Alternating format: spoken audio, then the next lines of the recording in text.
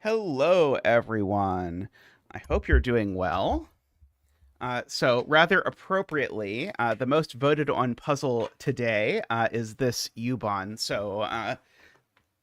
Secretly off stream, I've been doing a bunch of U-Bahn puzzles recently. So maybe I'll be a little bit more articulate in talking about this puzzle. It's got a pretty cool sort of bonus rule as well, so we'll see exactly how that goes. But anyway, I have been enjoying U-Bahn lately. We'll see how streaming it goes, but I'm sure I'm more confident I'll enjoy the puzzle.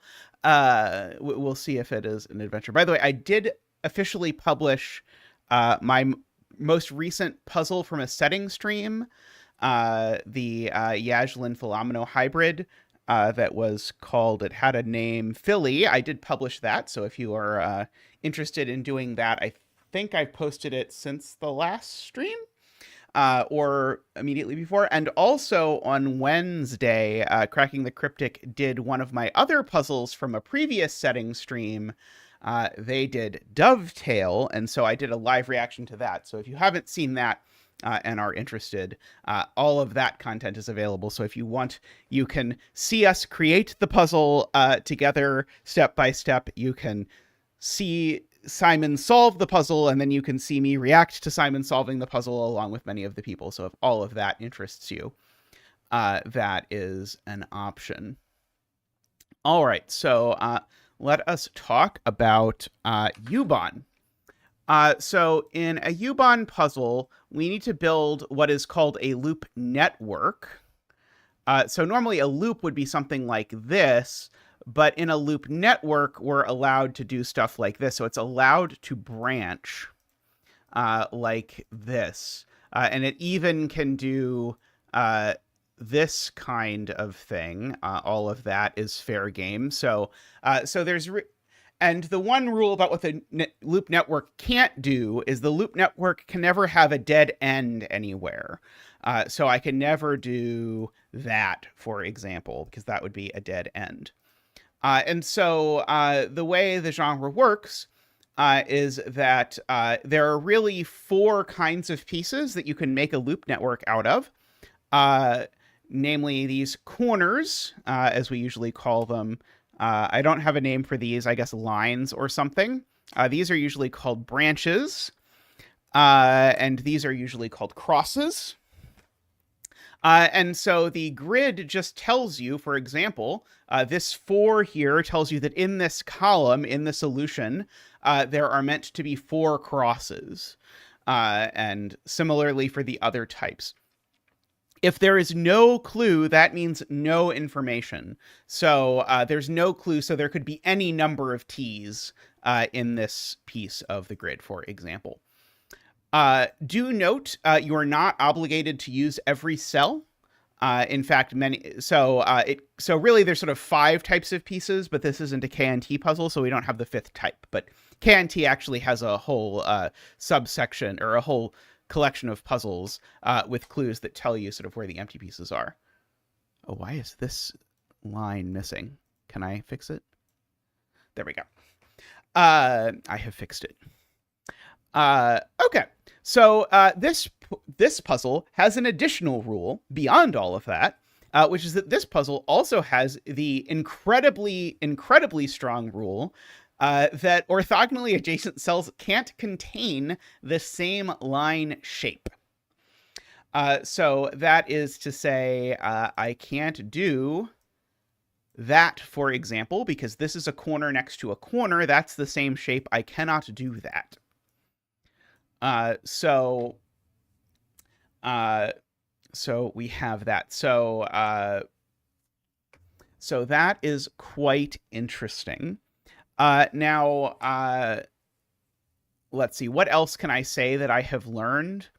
One of the things I've learned is that you want to count the number of horizontal segments in a row or the number of vertical segments in a column. So like this would be like 2 horizontal segments. And the reason why that's pretty interesting is because there's only 2 ways that a horizontal segment can end. Namely, it can end with a corner, like those, or it can end with a crossing. But it actually has to be what usually people call a vertical crossing, if it's a crossing at all, because a horizontal crossing wouldn't end the string. So often the thing that we're going to pay attention to perhaps is where those crossing, or sort of how many, what the clues tell us about how many sort of segments there are. Now, I don't quite see what to do with these clues yet, but that is sort of one thing I've noticed. Now, very often you want to start in the border, is sort of the most common place I've seen to start. And there aren't a lot of clues in the border, but there is this 4, which is kind of interesting. So, like, how big is this grid, by the way? 4, 5, 6, 7, 8, 9, 10. Okay, so this is a 10 by 10. And so what's the minimum number of cells that I could put and have 4 straight lines along the edge? So I need to have a minimum. So at minimum, I would need 2 corners because I need to start and end it. Oh, this isn't going to let me write a 2 here. That's upsetting. I usually fill that in. So the absolute minimum would be 2 corners, 4 of these lines, and then the 4 lines being separated by 3 T's. So the absolute minimum number of cells that I could possibly use is 9 of the 10. Now, and boy, here I don't think I can use 4 corners, can I? Because if I try and use 4 corners, I could do corner T corner, corner T corner, and now I've still got to fit 2 more corners, and I cannot fit 2 more corners into this column. So in fact, I actually know there are only 2 corners in column 1. And the 2 corners in column 1 end the vertical segment. So in this column, I know there's exactly 1 vertical segment, and that segment is either 9 long or 10 long, depending on how many T's are stuck in there. And so what that means is, and the way I usually denote this is with the color green, these cells are definitely in the loop network. And just to sort of preview my notation, when I know that all of a cell is filled in, I'll turn it into this. And hopefully this shows up on screen now. I've tried to make this sort of like light blue-gray kind of color because I've been using this gray color for God knows how long, and it eventually turned out that it's like was literally invisible on stream for a significant amount of time because of some filter issue. Although, funnily enough, I think now the gray is actually visible. But anyway, I tried to make it more distinctive so that it would be visually distinct from nothing. So hopefully that can be seen on the screen for now. Okay, so we have that, and so similarly, the 4s are very similarly restricted because, again, you've sort of got to space out the crossings. I mean, I think it's going to be literally identical to this actually, because the whole reason why this worked was that the straight lines in this column could only go vertically. This 4 would have been way less powerful if it were anywhere else. But I think actually exactly the same logic happens, right? I need to include 4 things, including an end cap at either end. And so I don't have room for 2 vertical strips in this column. So there's, again, only 1 vertical strip. I don't know in this case whether that vertical strip happens to be ended by a corner or ended by a horizontal crossing, but I do know it is ended some way. But that, again, means for exactly the same reason, the middle 8 cells at least are green inside these columns. And now the crosses themselves, you have to keep in mind, the crosses are distributed across these cells and these cells.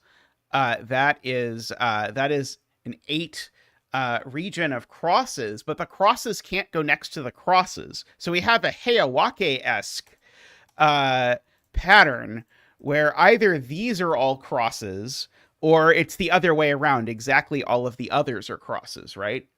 Those are the only ways. Yeah, because as soon as this is a cross, then I need this to be a cross. So the crosses are either these or the others. So Jay Dyer is encouraging us to imagine, okay, what does the world look like if, say, these are the crosses? Just imagine those are the crosses. What kind of cell is this? Well, that's a cross. This is a cross. That's a cross. And so now this is either a T or a cross, except by the rules, it can't be a cross. And so therefore, this is going to be a T. And so all of these cells are either T's or crosses. And they're T's or crosses that have a certain orientation that is going to force that absolutely all of this is in at the very least. There, yeah. So we've got all of that is going to be filled in regardless. And so now Jay Dyer is suggesting that we look at row 4, because now I need to put down crosses and straight lines. And the only places I can put down straight lines are the ones that I have highlighted. So all of these are straight lines. And so I know for sure the straight lines there and there. I'm going to, by the way, flag these as orange. Well, these two are done. So those I'm just going to mark as those are done. These I know are straight lines, but I don't know if they're horizontal or vertical yet. I know these aren't both horizontal, but I think they have a little bit of flexibility in terms of how they bend. Because if they were both horizontal, it would make both of these pluses. Oh, actually, I know one of them is horizontal and one of them is vertical. Because for exactly the same reason, they're not both vertical. Because if they were both vertical, that would make both of these T's. So these are one of each, horizontal and vertical. For what it is worth. Sure. Let's see. Okay, and this row has 4 T's. Well, I know one of these two is a T. And one straight.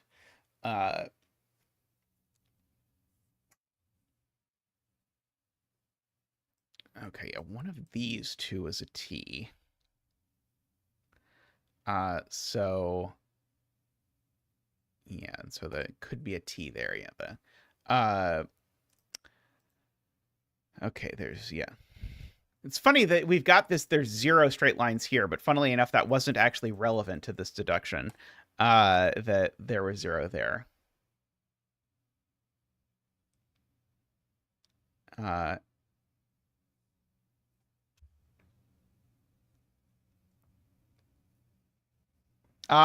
Between the, right. This row, we said, when we did this, we said we knew we were going to get all of that. When we did column 1, when we did the analysis of column 1, we really actually had that if we'd have thought about it carefully, because we said there wasn't enough room for 4 turns. And actually, exactly as Jay Dyer says, well, now I know that these things look like that. So we've got those as well. That as well is done. And we know we need to get to 4 straight lines. So if I look at what cells can actually plausibly be straight lines, well, this cell just has to be a straight line. It doesn't have a choice. And this one has to be a straight line. It doesn't have a choice. So the only other question is, which is it the top or the Oh, no, sorry. This can't even be a straight line. So I don't know what happens there. But it's not going to be a straight line. That one's not going to be a straight line. So this one's going to be a straight line for sure, which is going to force that to be a corner as well. And we're going to go ahead and get that all sort of forced out. Because I couldn't put the straight line next to the straight line over there. Okay. I feel like there's not room for 4 corners in row 1 either, but I'm not actually sure that I'm super prepared to argue that. Let me know if you think I should be prepared to argue that. That's true. J. Dyer is correct. I do actually know that this goes right regardless, because this is either the end of the green or it's a T, and then that's a corner, but this always goes that way is a good thing to note. Oh, and these can all be green.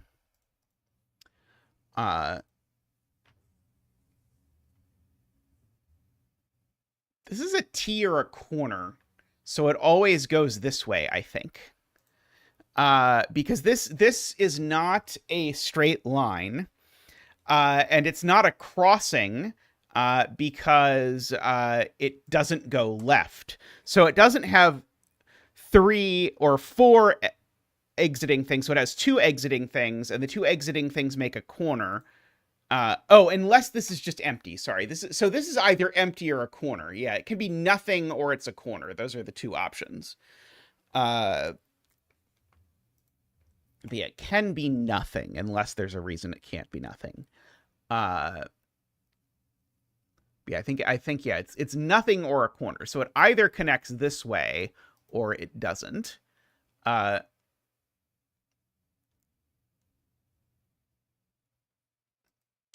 Okay, Jay Dyer says, and the way I always say this in my head is, this cell can't go only down.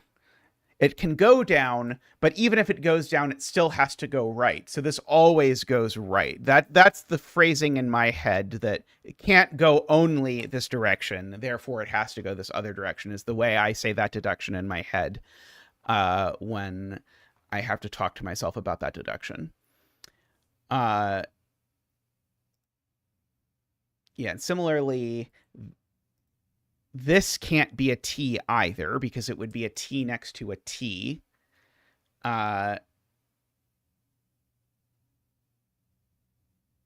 Could be... I'm trying to decide if, like, I sort of suspect that there's a cell I'm going to have to find that can't be anything, and that would be really powerful. That's why I'm digging at this. Like, if this is something, I think it again has to be a corner. So I think each of these cells, if they're...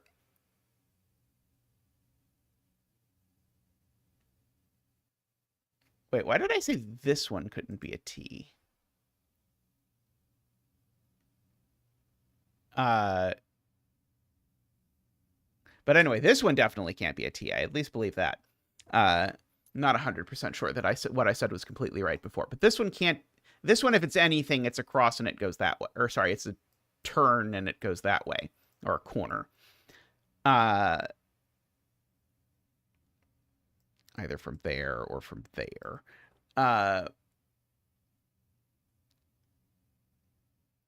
Okay, and we know... So in this column, we know there are 3... there are 3 turns. And so, like, one of the tricks that you learn is that each of these turns either starts or ends a vertical segment. So that means there's at least 2 vertical segments in this column. And those vertical segments can't all be started and ended by corners. And so, in fact, there's at least 1 T in this column, 1 horizontal T in this column specifically. So it wouldn't be surprising if this was the horizontal T. But now, where can the horizontal T go, actually? None of these things can be a horizontal T. That one can't be. So the horizontal T that is in this column either goes at the top, or it could go here or here. trying to decide if one of those means something to me. I don't think it quite does, but it seems close.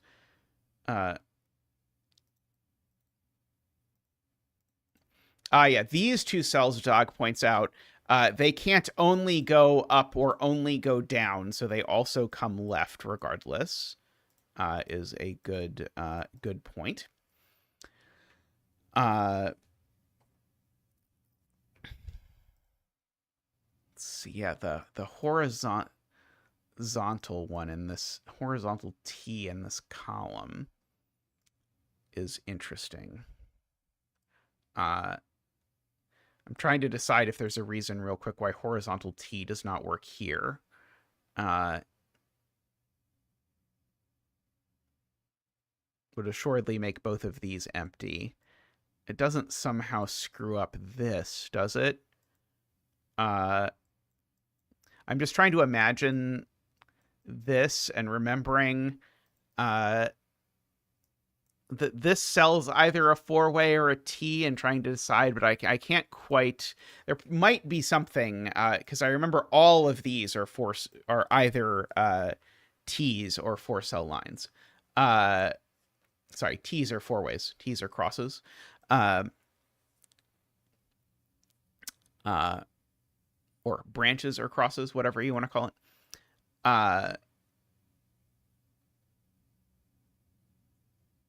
Okay. Indeed, Isabella. I have done a lot of U-Bahns in the past week. This is another cell where I guess it could be a vertical it could be a vertical branch if it's something else.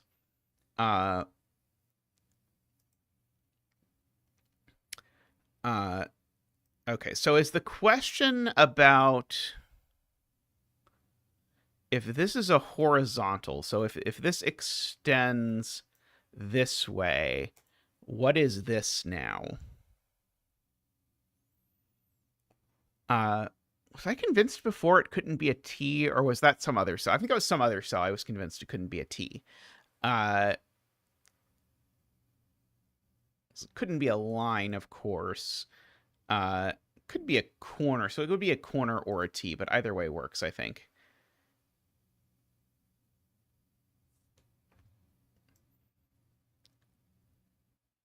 I think the bottom has to be a T and a plus because I think the L's are going here, but maybe these two don't have to be because let's see, the crosses. Oh yeah, okay. This one, right? This one could be an L, right? If the crosses look like this, the top and bottom could be a T and an L. Yeah, you're absolutely right. So that is that is absolutely correct. Okay, which is good because it means I shouldn't include this 4 in thinking about this. This column has no straight lines. So these two cells don't go only left. They have to each go up or down for what it's worth. Trying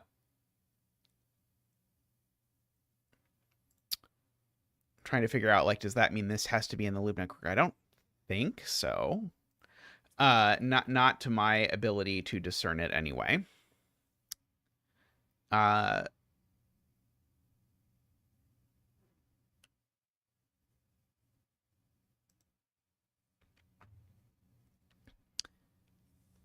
Yeah, so like there's a whole bunch of cells where if they're in, they're automatically corners, and I feel like I'm supposed to ask a motivating question about exactly what that means, and I have not quite figured out exactly what it is that I'm supposed to ask as of yet. Yeah, so like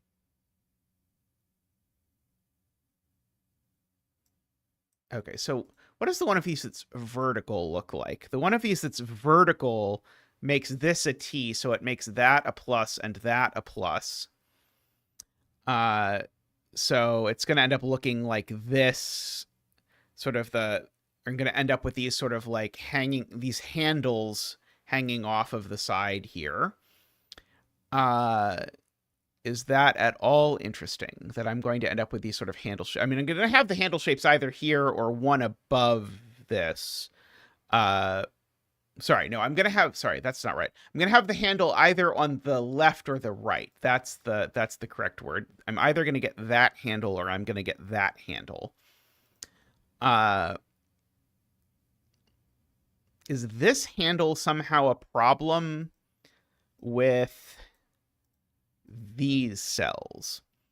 Or perhaps these cells? Because these don't have to be corners, keep in mind.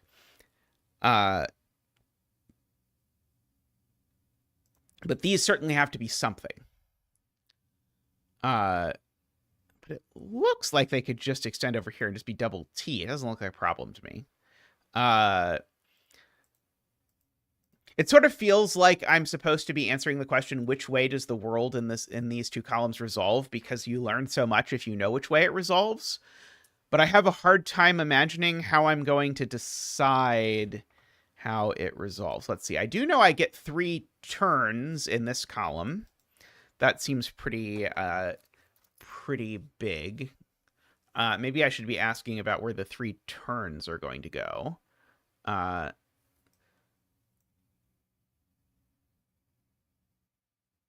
Given that they can't go next to each other.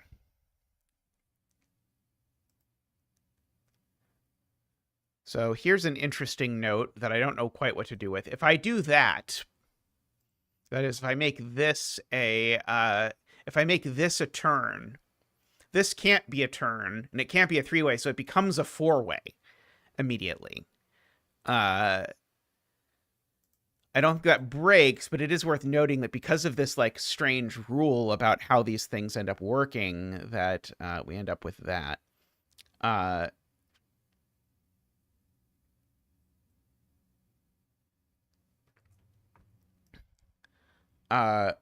Do I know that this isn't just a turn somehow?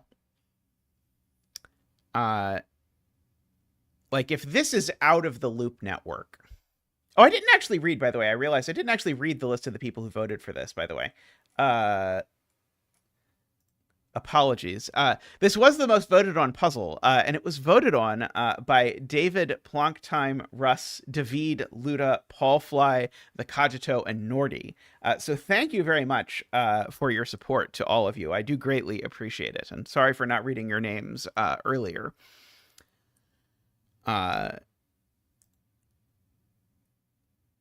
Okay, and we also have things like, if this is vertical, then this is just out. Because if this is vertical, it forces this to also be vertical if it's in. Otherwise, it's just not in. And if this is horizontal, does that do anything interesting? I can't imagine that it does. Yeah, these cells that I know are straight lines fascinate me. I know there's 3 corners there. I know there's 2 corners in this row. Let's see. And 3 corners in this column is interesting. 4 T's and 2 straight lines in row 2. I don't think I've thought about that at all. 4 T's.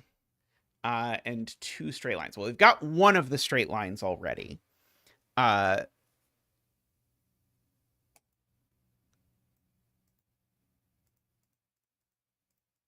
So, like, that's going to mean almost all of this row is occupied because of that.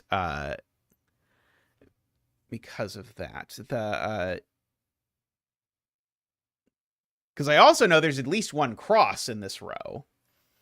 I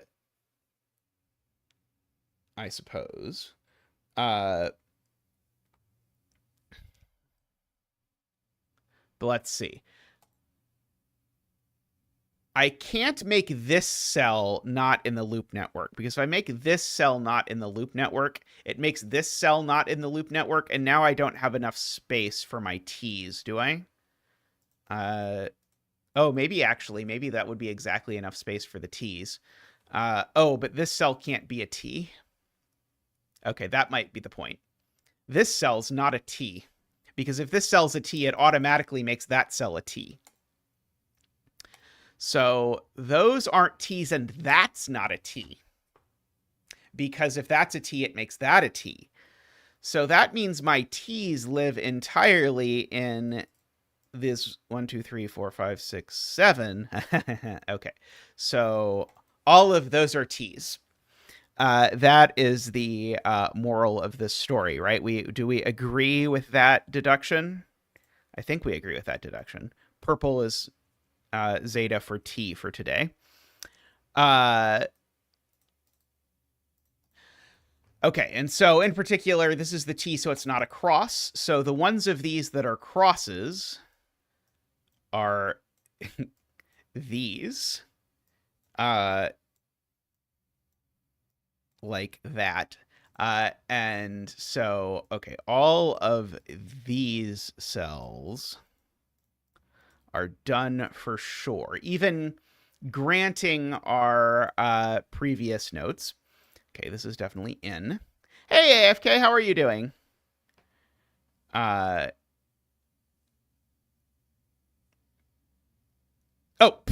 this one was an X. Oops. I missed the vertical piece. Yes. Okay, this is an X. Yep. Agree. An X that I left as a T and then marked as done, just to be an extra good zeta about it. Okay, so that is pretty huge in terms of this. So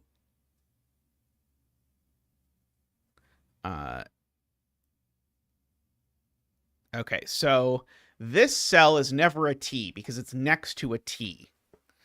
So this cell is always either a corner or a straight line.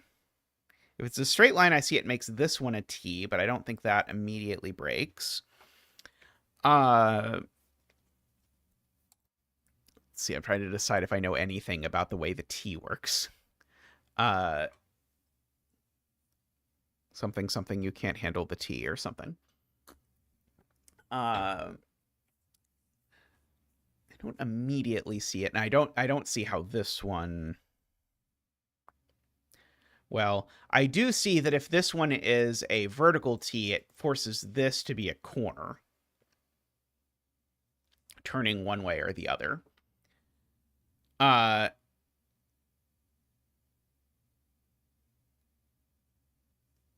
Straight line where, AFK? If this were a straight line, it would force that to be a T. The green ones aren't necessarily done. The green ones might be done and might not be done. The blue-gray ones, I'd like my blue-gray to be slightly grayer, but I've been working on, I've been workshopping this color as my invisible color. So like this doesn't have to be a straight line, I don't believe. Oh, these are green.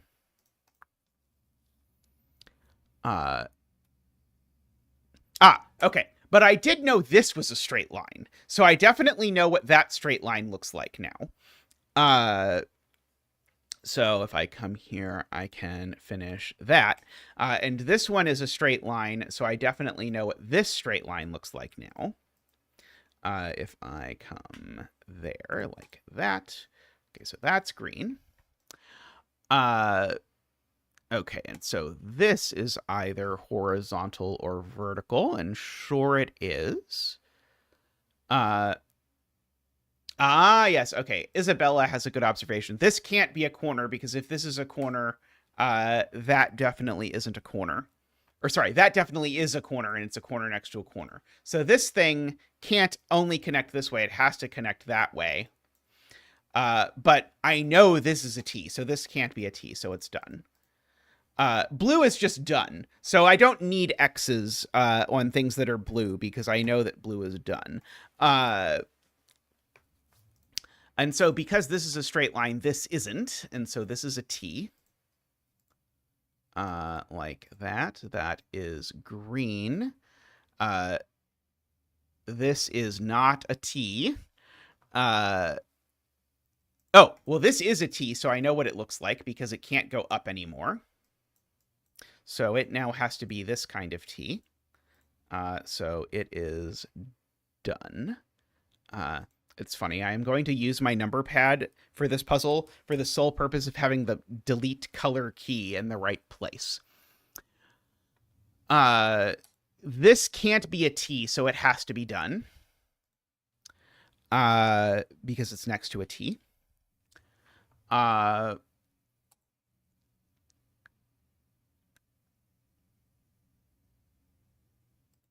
Row 3, column 3. Yeah, row 3, column 3 needs to go somewhere, and the only place it can go is there. Yep. Good spot to AFK there. I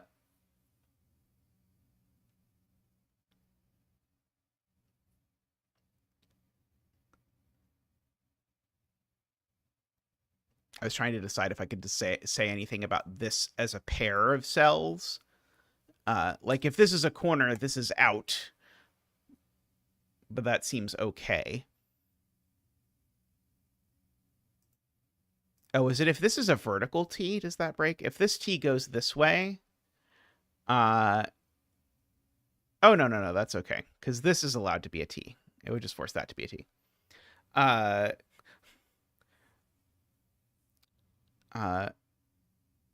Row 3, column 2 is done because it's touching a T, and it could only ever dream of being a T.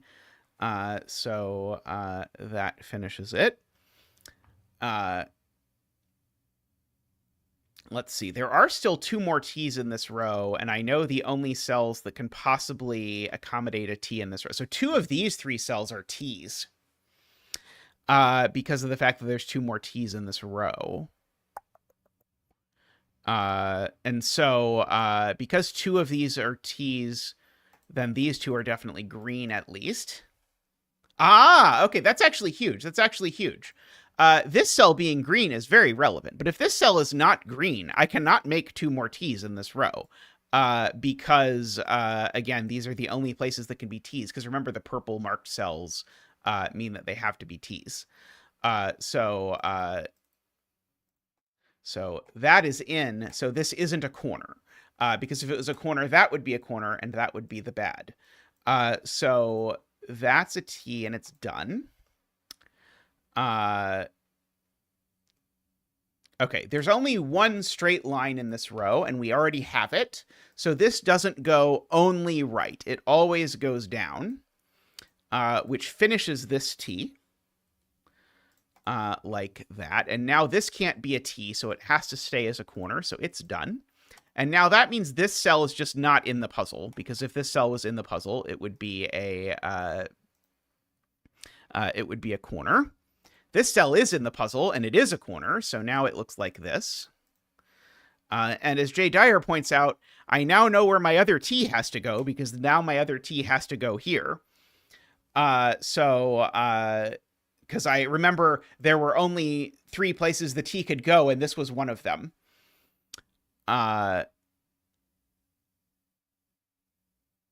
Right. The point was this could... Okay, yeah. I had to remind myself how I got there. So here we go. So we get that all in green. Okay, so there's my last T for the row. Okay, and so that means this is done because it's next to a T. So this is done and this is done, and that means this is also out. This is done because it's a T. So we get another out. Okay, so we've got all of that stuff happening. This row has 2 T's. Oh, sorry, no. This row has all its T's because the purples are, well, it's going to have all its T's. Row 4, column 2 can only go down. I saw AFK say that one before, but I was doing some stuff up here, so oops. So I left it for a moment. But yes, we have that one. Okay, and this is still a straight line one way or to other. Okay, well now this one isn't. So this one needs to grow some direction or another. Oh, okay, so this one is next to a T. It has to grow because it's next to a corner. And so therefore this is only a crossing because if it only grew in one direction, it would be a T next to a T. This is a corner, so it's forced. Boop-a-doop. This is a crossing, so I can't possibly hope to add anything to it. So it's done. Okay, this is next to a corner, so this needs to grow. But it's also next to a crossing, so this is definitely a T one way or the other. Oh, but this way of T, the vertical T doesn't work because a vertical T forces these two to be a line next to a line. So this is a horizontal T and is done. And now this can't grow because it would be a T next to a T if it did. Okay, this cell now can't grow only down because it would be a corner next to a corner, so it must extend in this direction. Hey, Marco, this is a type of puzzle called a U-Bahn puzzle. This needs to turn because it only has one way it can go. We usually do Sudoku puzzles, but today it is, well, we're not only going to do these, but today it is this for the moment. This can't grow because it would become a T. So we have that. This must grow, again, to become a T. And for the same reason as the last one, that T can't go this way, because if the T goes this way, it's going to force... Oh, never mind. Sorry, this could just be empty. Sorry, this one... Hopefully the argument before wasn't wrong. I want to say, I hope I was correct before, but here I was about to go dangerous by arguing this wrong. Okay, AFK believes I was right before. Okay. So this is definitely a T. I just don't know which way it goes. I was trying to decide if one way caused some immediate repeat, but I don't think, yeah, that column 2 is full on L's. Oh, okay, that's good to know. Yeah, column 2 has a 3L clue. So therefore it doesn't go this way because that would be too many L's. Because that cell, so this cell is empty is the point, because if it was anything, it would be a fourth L. So therefore this goes this way. Therefore that is green. Okay. This cell doesn't go only down, because if it went only down, it would be a fourth L. So it definitely rolls over that way. Regardless of anything else that maybe happens. Okay, so one of these two has to extend.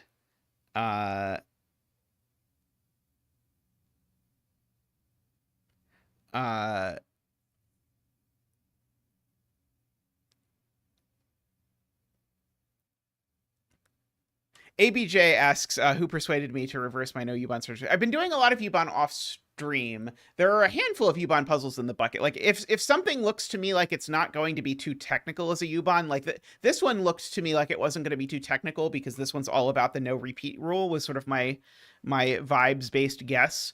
Then I'll sometimes add it to the bucket. But I've actually been doing a lot of U-Bahn of my own volition lately. Although it doesn't always, like the sort of like pure U-Bahn, I think don't tend to stream super well because I'm usually slow at them. And I'm poor at explaining them. Although I think I'm getting a little better at explaining what on earth is happening in a U-Bahn puzzle than I used to be.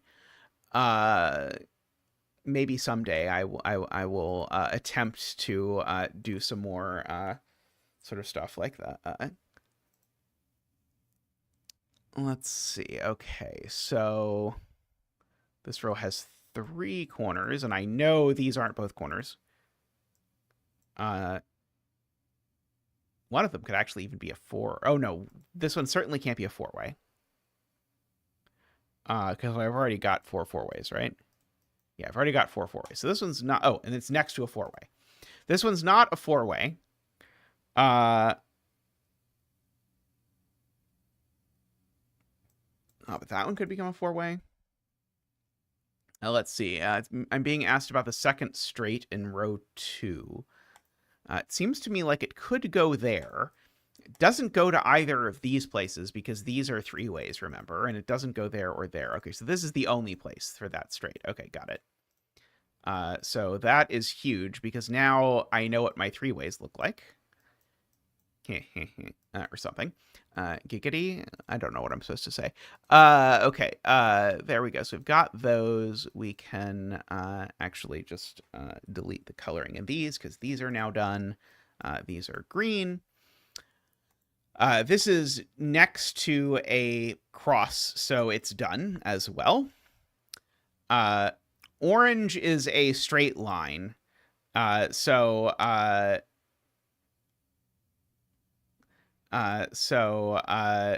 it's either vertical or horizontally straight. I think we're probably about to know which one.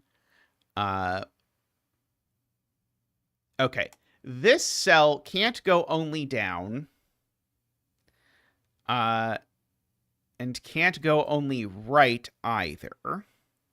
Oh, maybe it could actually. Sorry, maybe I'm wrong about that. This one's done. Oh no, okay. This can't be a 3-way is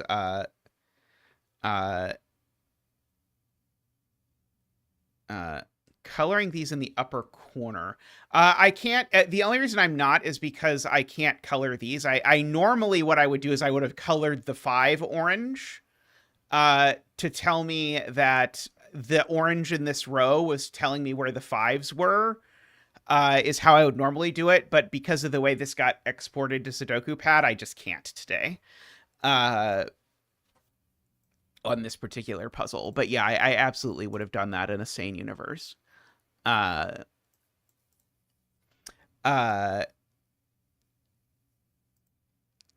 Okay. This can't become a T. And so it either goes only down or only right, which sounds profound until you realize that I don't think it matters immediately.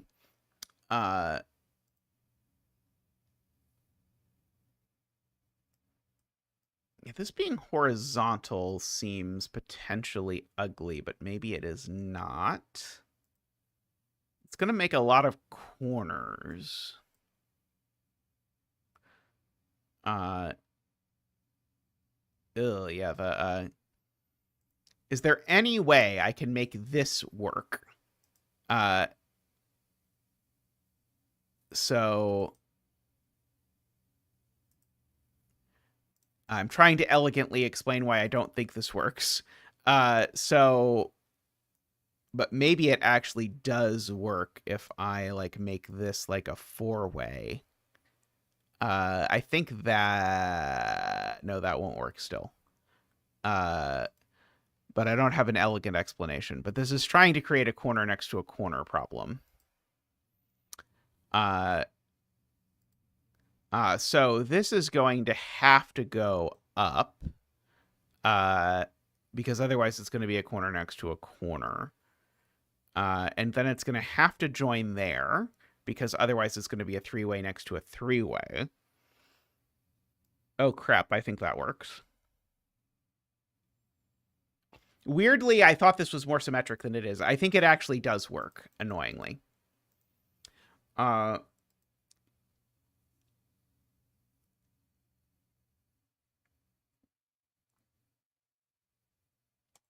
good point from AFK. If I make this a T, then the thing below it's either got to be a T or a corner, and it can be neither. So this is in fact done. Which now means that this is done, because if this extends down, it's going to force a line under my line. Okay, and so now this is a dead end, and this is a dead end, so those both become gray.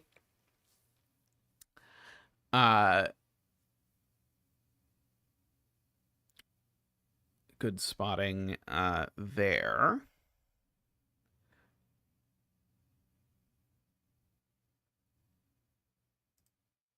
This row has 2 corners. It has 0 corners so far, for what it's worth.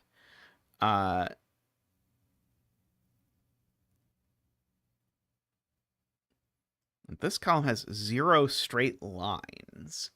Is somewhat fascinating. Let's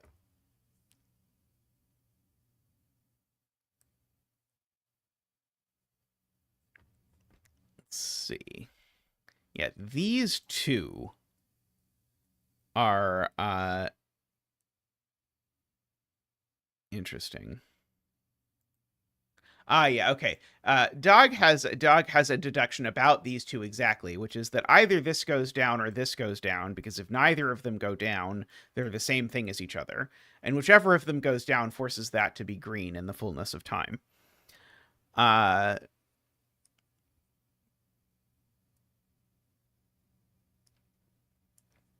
Let's see.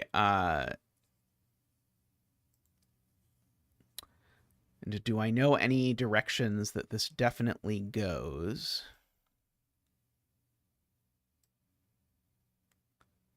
I think so, because I don't think that combination works, right? That is broken, right? That is broken. That is unfixably broken, because these are 2 T's, and the only way I can make them not T's is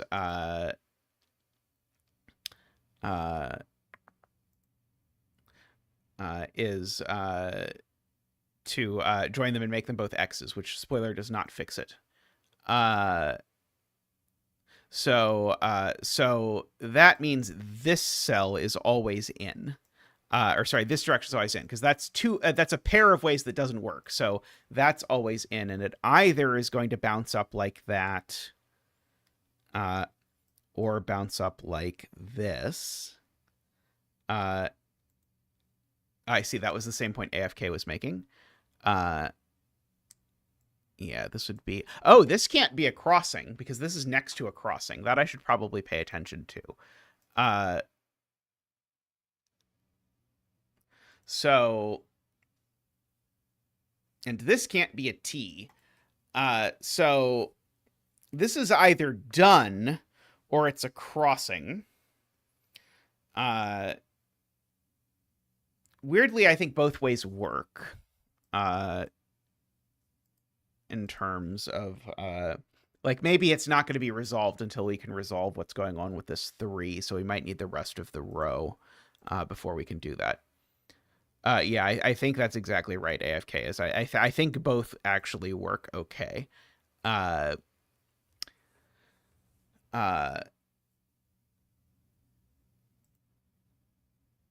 But we're running out of clues very rapidly. We do have to fit 3 4-ways in this column. This can be one, this can be one. Yeah, so if this isn't one, then all of those are forced to be 4-ways. Is there something wrong with the world where all of these are 4-ways? I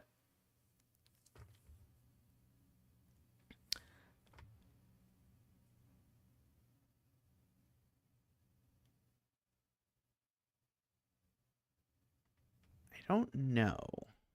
I do know this doesn't only go left. It definitely goes up or down. Oh, this cell's interesting, because this cell... Oh, okay. Actually, I can break it. That's not a cross. Because if this is a cross, it breaks this cell. Uh, oh, I think Isabella is saying exactly the same thing that I am seeing, right? If this is a cross, then this, because this is either a corner or a cross, because it's next to a three-way. So this actually isn't a cross, and so therefore, actually, we do need all of these to be crosses. Unfortunately, crosses I can fill in pretty easily.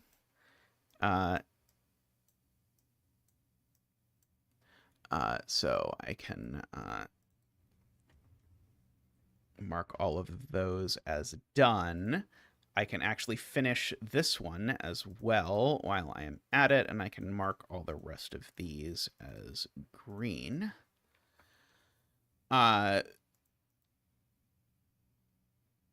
Okay, so this now has to be a T, and it can't be a T, and oh, maybe it can be a T in that direction, annoyingly, or a T in that direction. I'm not 100% sure yet. Anti-King U-Bahn, the ultimate in luxury puzzle experiences. Okay, these are both out, because if either of these were in, they would be straight lines. Next to straight lines, that's not allowed. So that makes this a corner. Like that.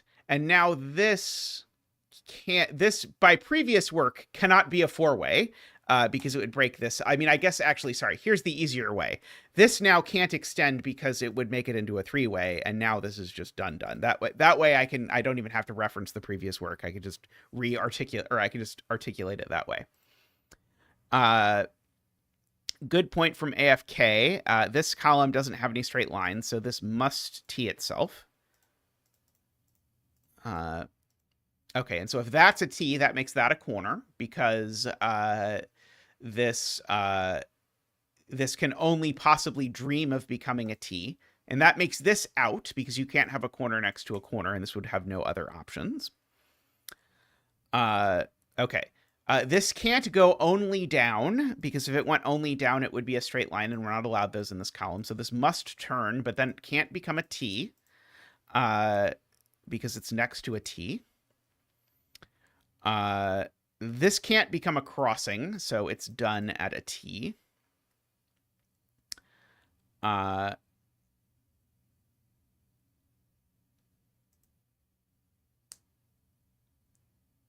that looks fishy. I'm suspicious. This, likewise, can't become a straight line, so it can't go only right. It must go down.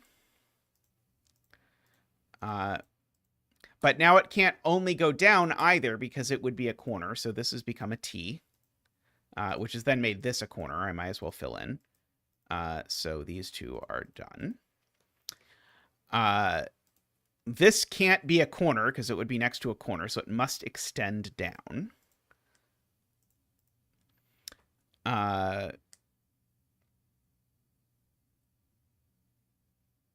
This assuredly can't only extend down.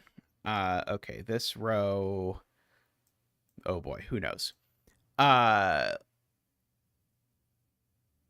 see.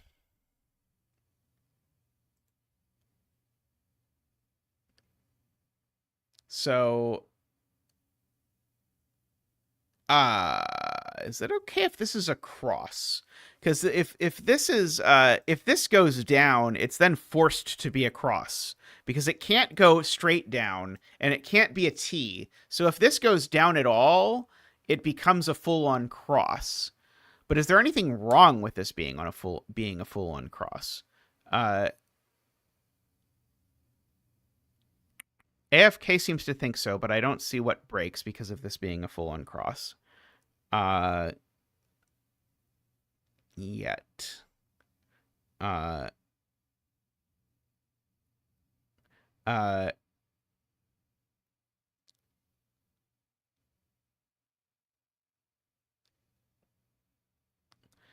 Oh, we need to fit two L's in this row. Right. Okay, yeah. So, right. This, okay, there we go. This cell has to be an L, is Dog's point, because if I look at this row, I need two L's in it, and these are the only three cells that can be L's, but these can't both be L's. So this assuredly has to be an L. And so if it's an L, it assuredly doesn't go down. So we have that. Okay, so now this can't go only right because that would be a straight line and there aren't any. So it definitely goes down at the very least. However, it can't go only down either because we literally just said that this is a corner, so this actually has to go right.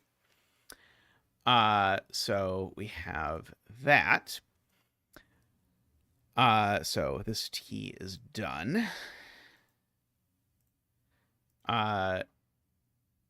Okay.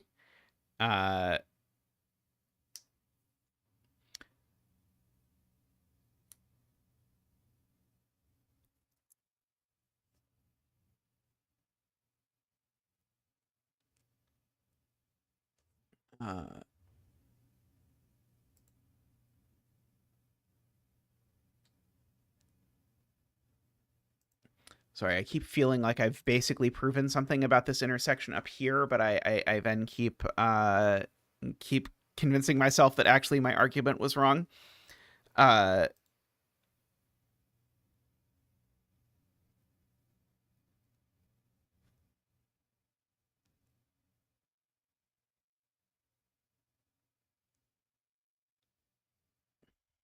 Row 9, column 10 is a corner. Oh, sorry, that's row 9, column 10. Right, because otherwise this would be a T next to a T. That's also the T next to a T Isabella was warning about. Got it. Okay. Yep, and so this is out, which has made this a corner. So this is done. And now this can't be a corner because it's next to a corner, so this is a T. So we get that.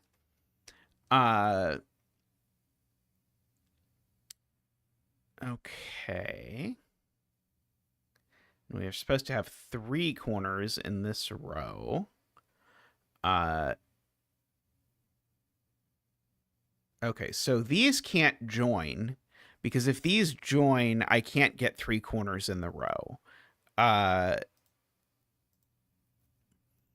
And so what I actually need is I need one of those 2 to be a corner, and I need one of these 2 to be a corner. In order for this to possibly work out.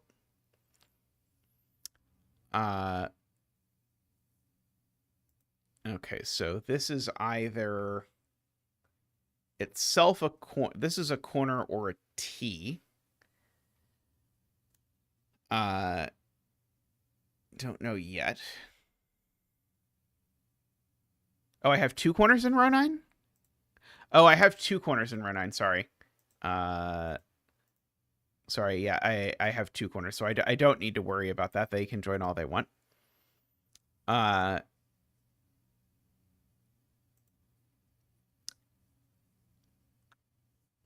should not have judged them.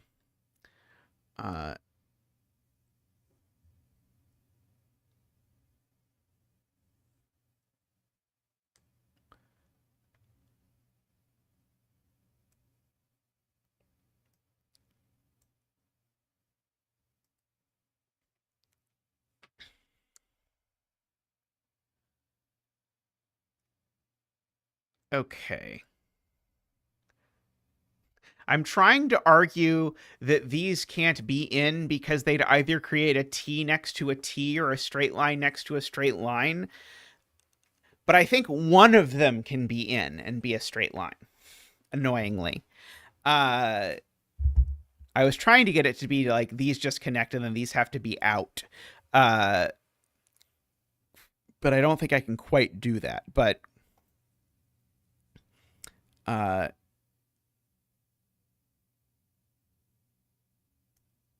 yeah, that is a sort of like interesting threat that we have going on there. Okay,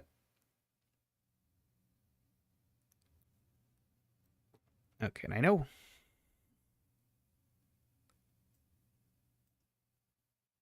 Yeah, annoyingly, the corner can go this way. I was hoping that the corner locations would force that this line was in, but I don't think they do. Although I guess I know this cell's always in, because one of these 2 is a corner, and if that one's a corner, this one's certainly in. So I can at least say this cell's definitely green for whatever that is, for whatever that counts for.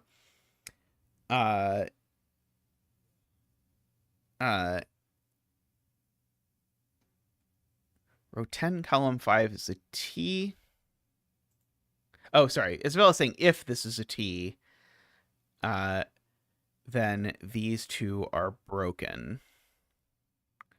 So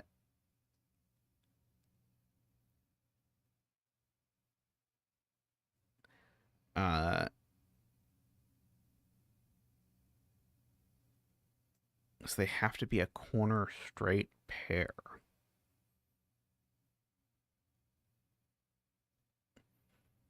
Yeah, so if I extend this way, now I have to ask myself, what are each of these? And each of them individually can be either a corner or a straight. But the way Isabella has framed this is they can't either both be corners or both be straights. So they have to be one of each, but one of each is not a valid geometric combination. So that makes this one done, which makes this out of the puzzle because it would be a corner if it was in, which makes this come up like that and be a done corner.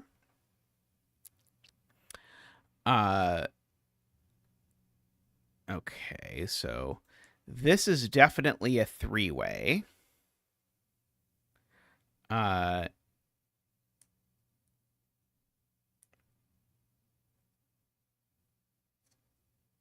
This could still be a corner. Okay, and we still need our two corners around here.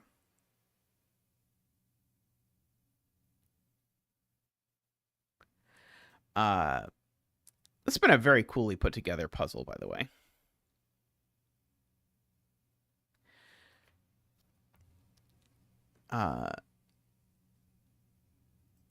If this is out, then that's out, I think is what happens.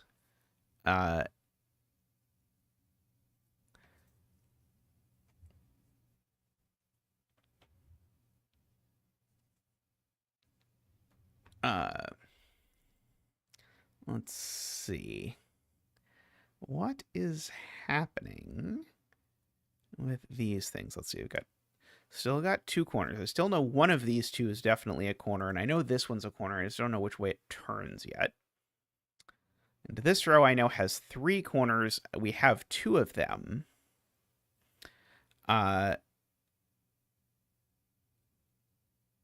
Do I know for sure that one of these is a corner? If neither of them are corners, then they have to be a T and a crossing. So this one would have to be the one that was the crossing, and that one would have to be the T. That doesn't work. So it is true. One of these two is a corner.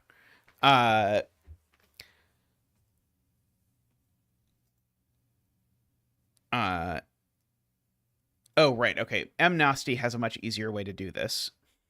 This can't go only up, because if this cell goes only up, it's a corner next to a corner. So it has to go left, which makes this, in fact, a bona fide corner. So we end up with that.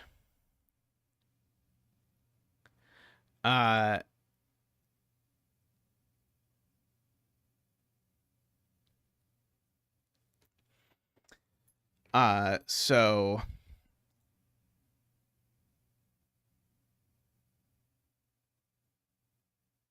oh, actually, I can make this a three-way that way. I think my proof before was wrong, because I think I can make this a three-way extending that way without breaking anything, I think. Oh, I have to extend this one because it's next to a T. Thank you, AFK. And so now I can't extend this one because it's next to a crossing, and I can't extend this one because it's next to a T. Or I guess I can't extend it because doing so would make no sense. Okay, so now I do need one of these two to be a turn.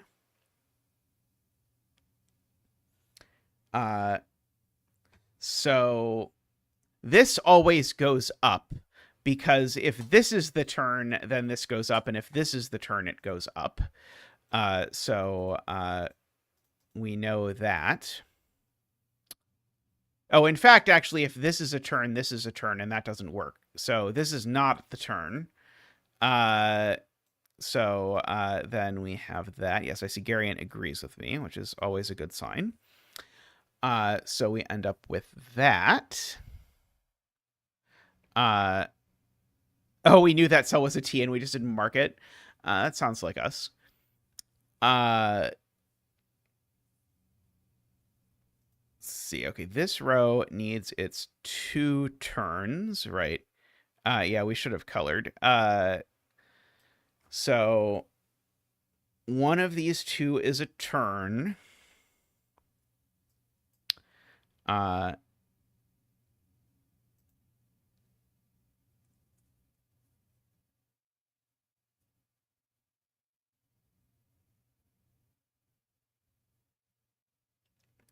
Sure is.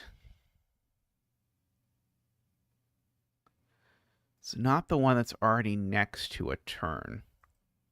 Ah, yes. This one can't be a turn, right? Okay. This one can't go only right because it's next to a turn. I did pretty well at scanning for that for a while, and then I lost track. Okay. This one now has to be the turn, so it is done.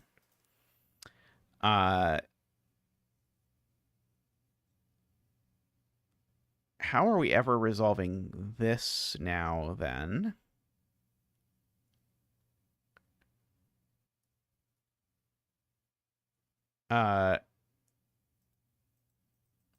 Oh, that could turn right.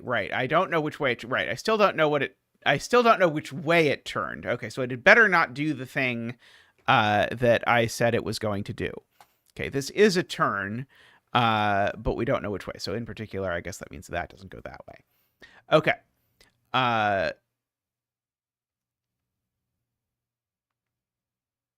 Okay, so this isn't a turn.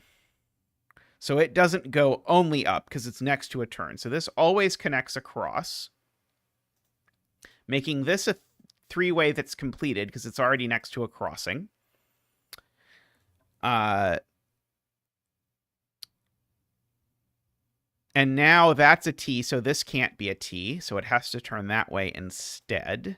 So that's done. And this is done. And this is done because it's next to a crossing, and so this has to go there, which makes these 2 be done. So that is all done.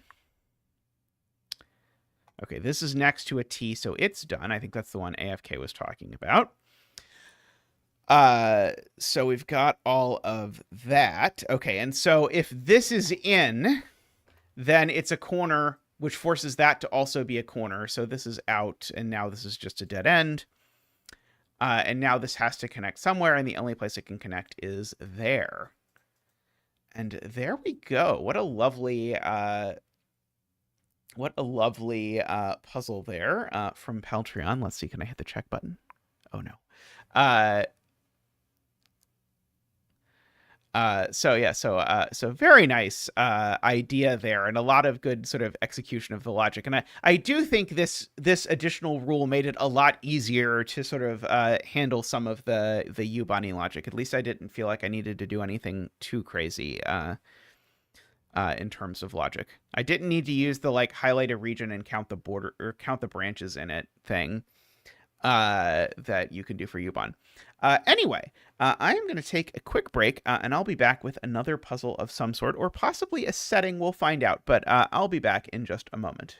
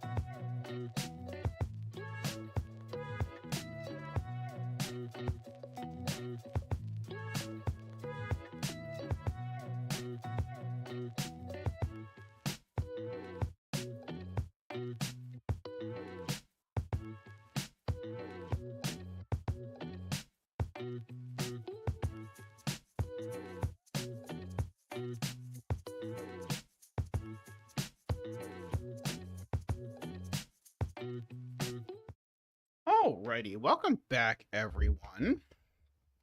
We're going to make a puzzle because we haven't made a puzzle in a bit. So I had a break-in idea for a puzzle. So I'm going to set up like at least a little bit of a break-in idea. I think this might be an easier puzzle. Plonktime says don't start in box 1. I'm afraid I can't be anyone but myself. So here was as far as I made it in my head when I was thinking about this. Was basically doing that. And so the thing I was trying to do here, we can debate exactly, and these certainly this doesn't depend on this exact collection of Tetris pieces. But the thing that I wanted this to do is to note that there is definitely a 1 and a 2 in each of these cages. And so that almost, but not quite, gives us a Zackwing on 1s and 2s. And so in particular, what I noticed is that it does interesting things with what it forces here. So these 3 cells must contain at least 1, or 2. And so my original thought was maybe use a killer cage here, but that feels kind of boring. It feels like we've used enough of those. So I think what might be more fun is to use either a Nabner line or an entropic line here. And I think,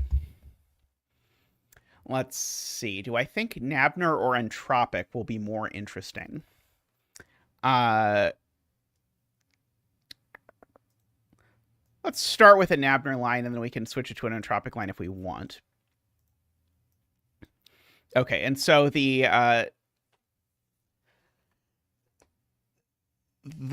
relevant deductions here, I think there's a few things that we can say, is that this cell now needs to be a 1 or a 2. Because if this cell is not a 1 or a 2, then we have a full Zackwing on 1s and 2s. And all that means, I know people ask about this a lot, all that means is because the 1s and 2s in these 2 boxes are locked in these rows, it means the 1 and 2 in row 3 would have no choice but to gang up here on this line. And so I can't have that happen because 1 and 2 are consecutive. And by the way, Nabner line means there's no repeat digits, and the digits on no pair of digits on it are consecutive.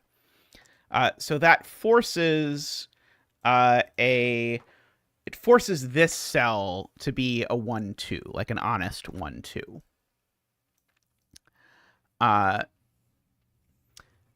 Now, part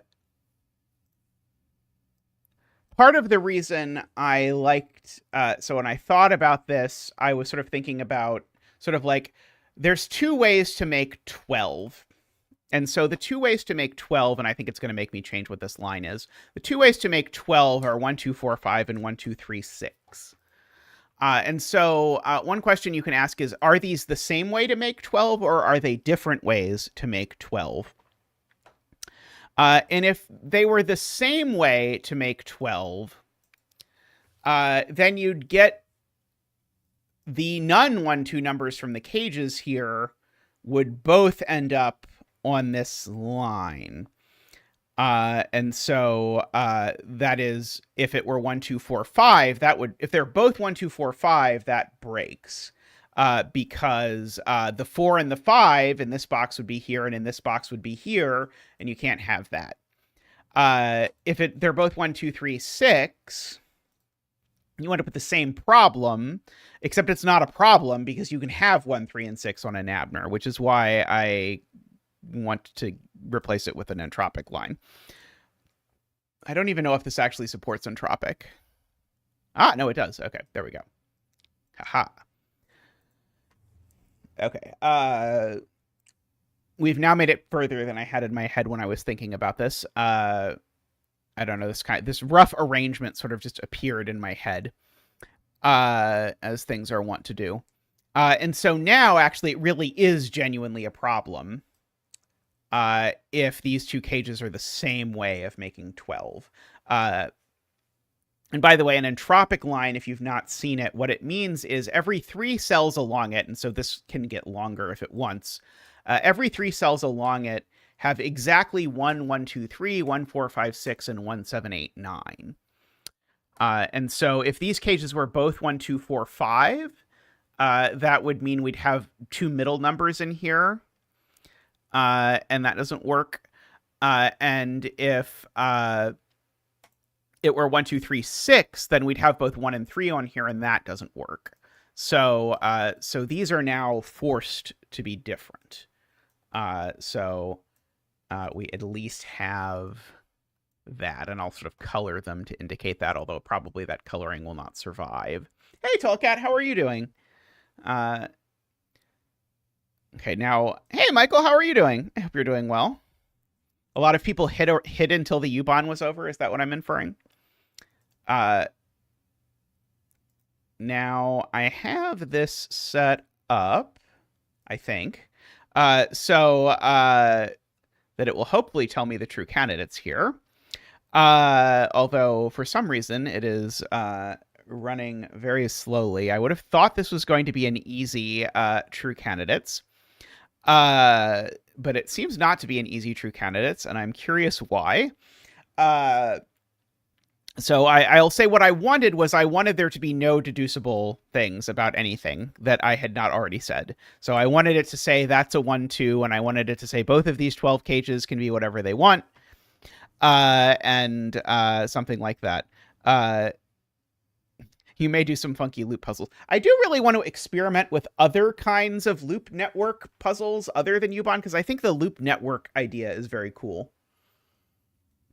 And I think there's probably other ways that one could play with it. But I am not sure. Wow, I'm surprised by this. Double loop puzzle ideas. Oh, very nice, very nice. We do like double loops around here. Okay, so conclusion. I don't know. Okay. Let me just cancel this. Clear. Oops. I did not mean to do that. Oops. There we go. Okay. So we're going to just live with this, and then we'll sort of see what we can in fact do. So we know there's a low, middle, and high here, and I'm not 100% committed to any of the geometry. Ooh, a Chacona loop puzzle. That is exciting.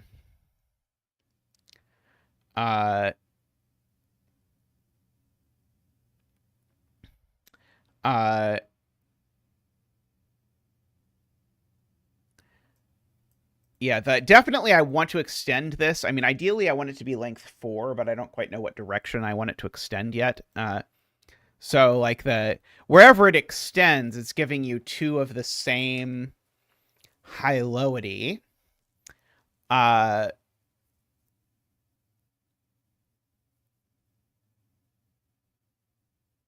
I don't think we know I don't think we even know that high-lowity can't be low, for example, which is unfortunate.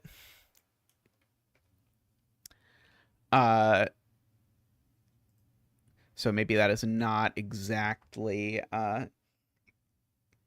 what I want to do with it. Maybe there's a more direct way to reward the fact that these two are definitely different. Probably there is. Let's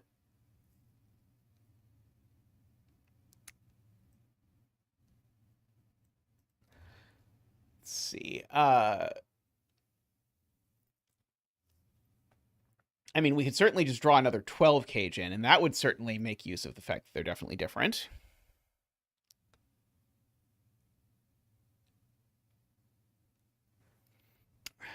if I make it an L shape, then I break the deduction that these two 12 cages are different because row 1 just has 5 cells in it from the 12 cages, which is why I don't want to do that. If you are curious why it was I drew these in this psychopathic way, that was why. Although I could then make this into a square. Although then if I make that a square, then I think it ruins Tall Cat's plan. So we have that at least. Let's see. I could draw another 12 cage down here, and it would be forced to do this 12 cage and then put some other line here. Would that be interesting? Just like sort of bounce this around and have sort of different lines in these places. That might be interesting. Okay, let's see. So if I put this over down here, although maybe it should be that.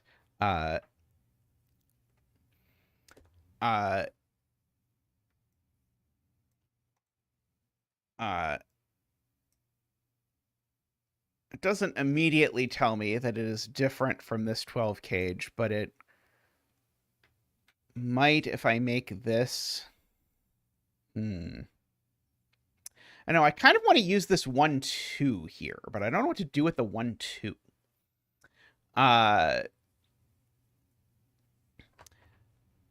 Like I know the other 1-2 is on this line for what it's worth.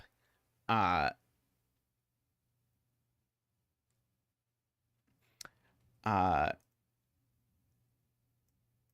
thinking. I'm also sort of in my brain mulling over wacky rules that could do that.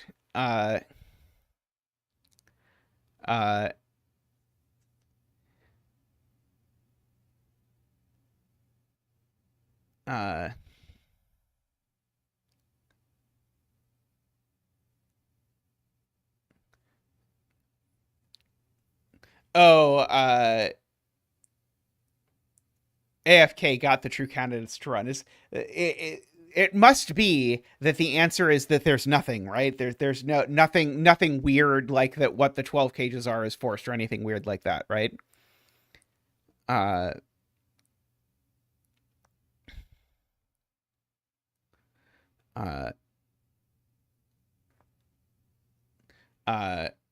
Nothing all that interesting. No. Okay, makes sense.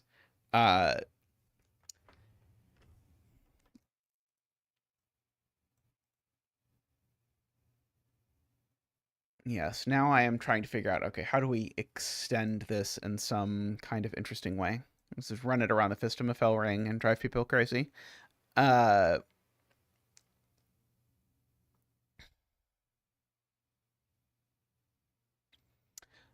That's true. One of the 12 cages, that is very interesting. Yeah, one of the 12 cages definitely has all the lows in it, because one of them is, therefore, 1, 2, 3, 6.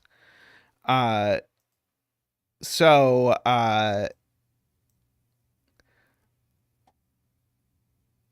if we did something like that, then we'd know one of these was low.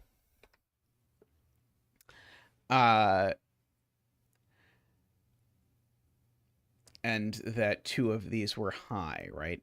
Something like that. It doesn't have to be this exactly, but you could do something of that sort, where you're sort of tetrising from entropic lines into here to know that that we do that.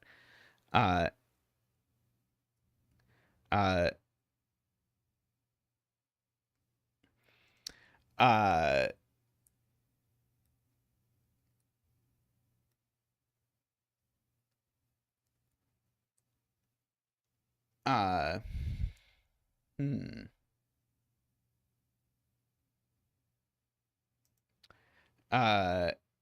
7, 8, 9s in the top 3 boxes are quite restricted.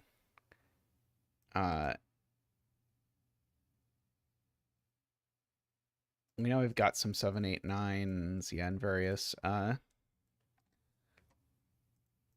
places. Uh,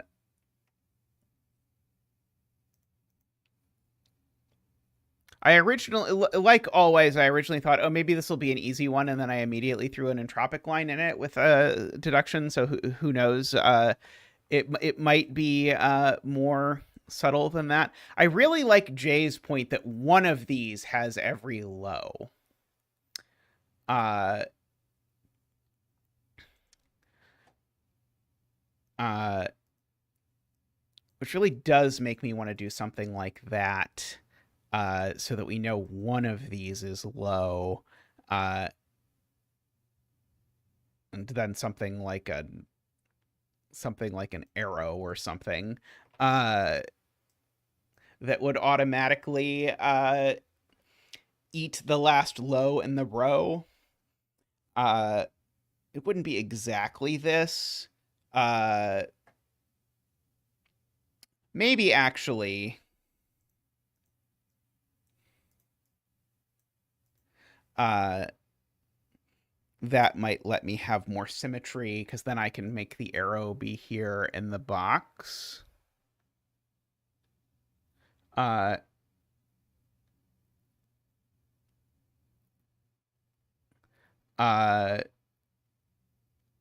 Because now if I put this arrow going vertically,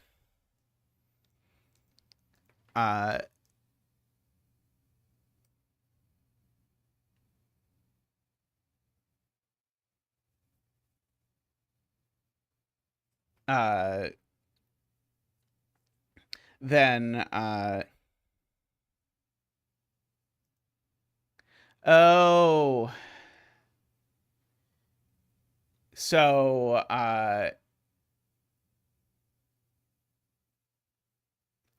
so I need to actually make this line less symmetric, is what you were saying, and maybe even make this one do that. Then now you're not sort of tempted to use this in order to do this. And so the point is, now this arrow definitely can't be 6, because one of these is 1, 2, 3. Let's just see if it's now willing to tell me what the true candidates are.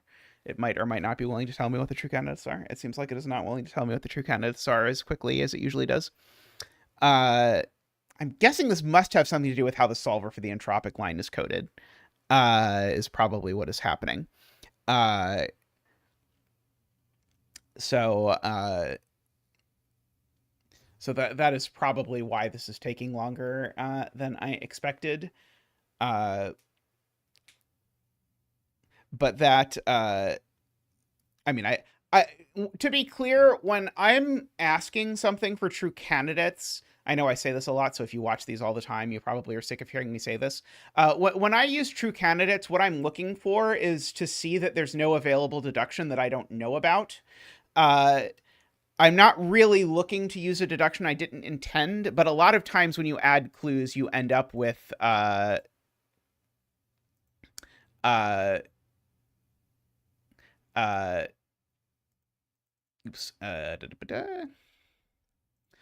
you end up with sort of accidentally allowed deductions, and then you sort of break all the others.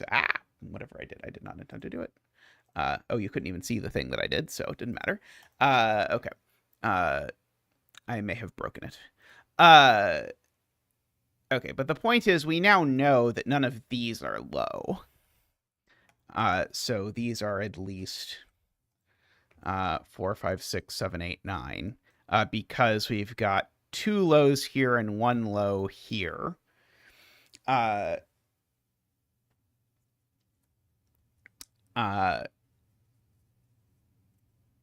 Okay. So yeah, and the arrow cell is definitely 7, 8, 9. Oops.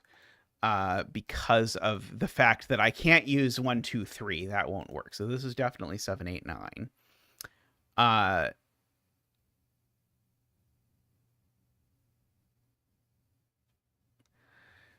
So what can we do with this? So now the natural thing to do is to run a clue through these cells.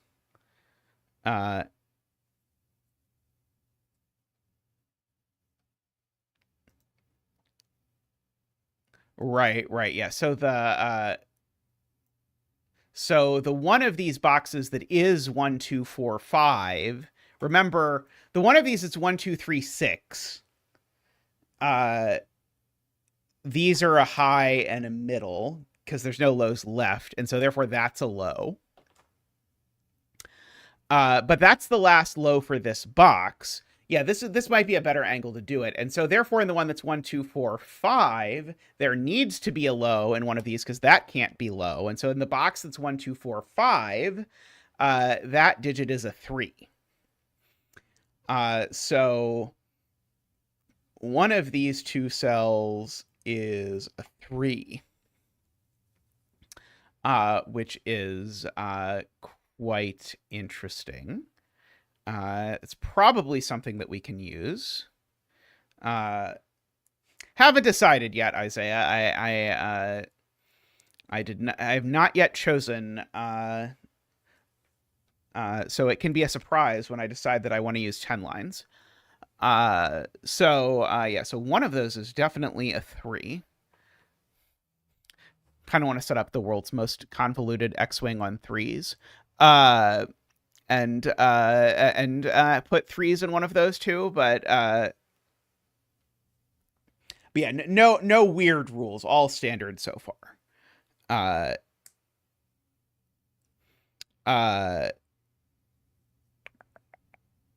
I'm trying to decide exactly what to do with these. I mean, a given 3 would be possibly a way to do it, but I kind of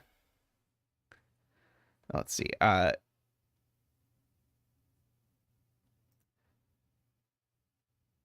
Yeah, black dot here would be forced now to be 4, 8.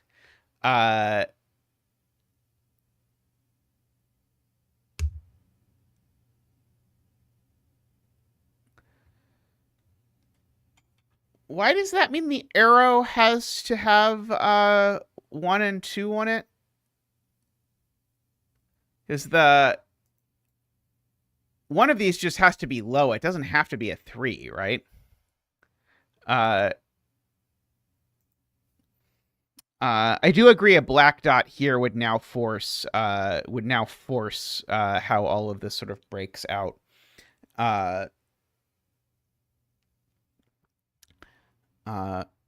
Which would perhaps be interesting.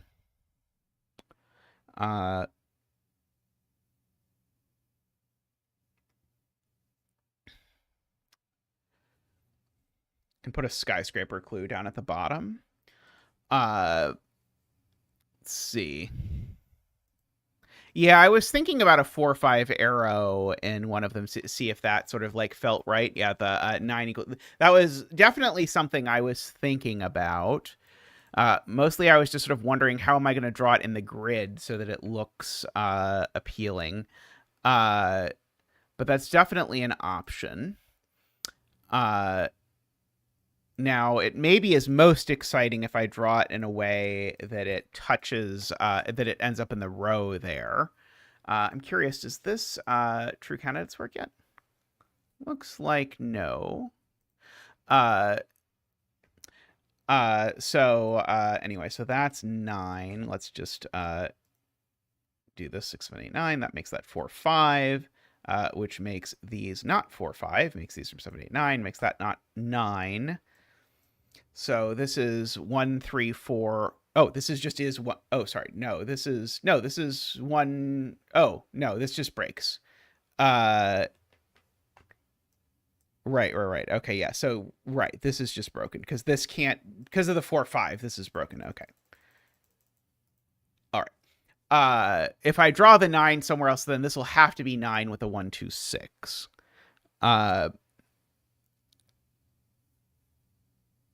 Which would actually mean neither of these were middling numbers, which would be kind of interesting. Potentially also broken, but interesting nonetheless. Let's see. So we could try smuggling it in from the side. So this would force the same thing. So this wouldn't be 6, 7, 8, 9. It would be 4, 5. That would be 9. This would be 1, 2, 6 now. With that being a 9. These would not be 4, 5, or 6. These would be both from 7, 8, 9.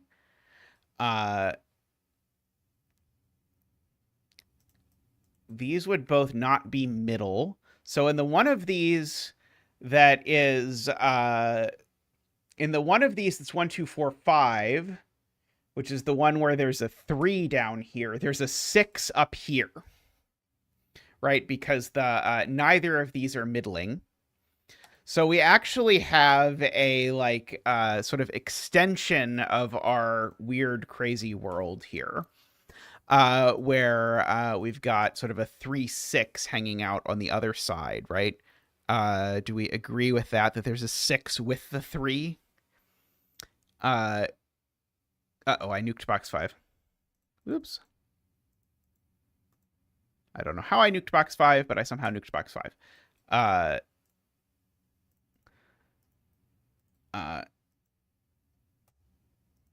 Okay, and so, and then the corresponding one of those has a high digit in one of these cells. YouTube Playmaker, sleep well. Yeah,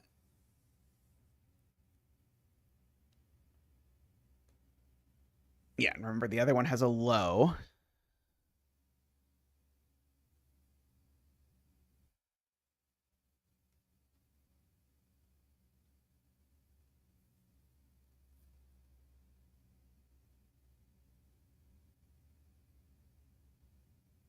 Oh, Tallcat wants me to like scoot this arrow just a little bit to place the 9 here.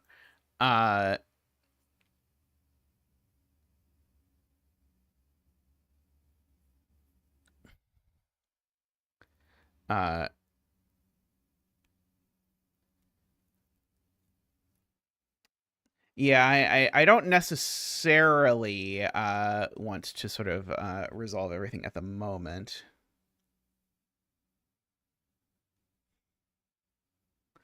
It is true that that's very beautiful, Garian, right? So the common 1, 2 up here is on here. The 6 now pairs up in the 1 cage, pairs up with that. So there's a 6 on here, except this digit isn't 1, 2, or 6. So this digit is only a 7 or an 8. Because of the exact combination. That's a very good spot. So that's a 7 or an 8. Trying to decide how to reward knowing that that cell is a 7 or an 8. Perhaps with like a white dot down here or something. Might do it.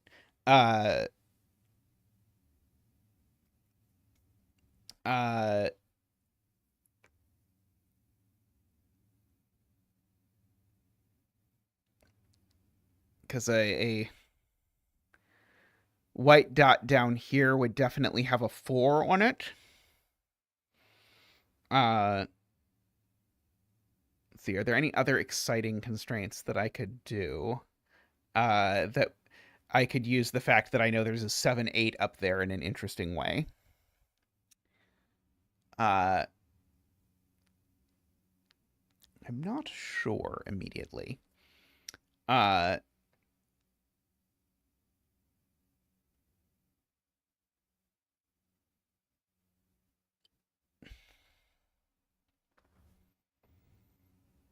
Right, it is true that these are a 3 and a high digit.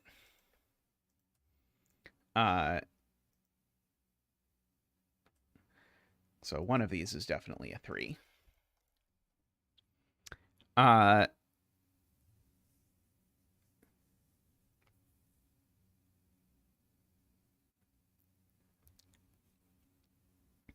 Yes, the if this is 1, 2, 4, 5, then these are a 4-5 pair.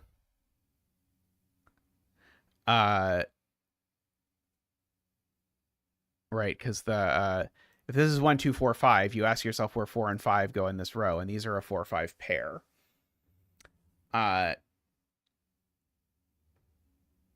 This is 1, 2, 3, 6. Then it's less interesting.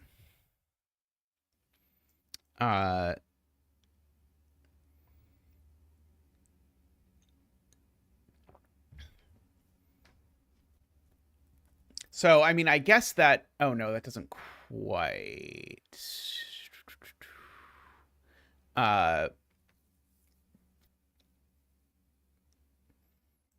see. Not broken for anti-knight yet. Yeah, that will make Tall Cat very happy if we turn this into an anti-knight puzzle. See, and there's still a little bit of room for a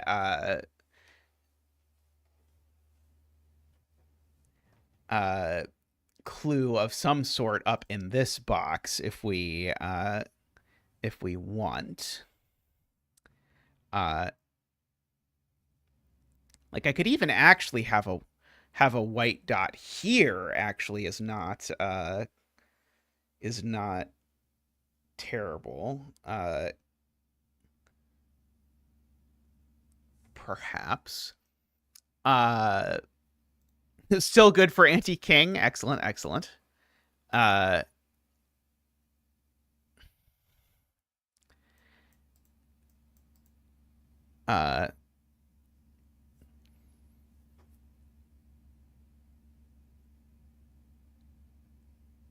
see the if I make these regions sum lines, it'll make my life a little bit easier.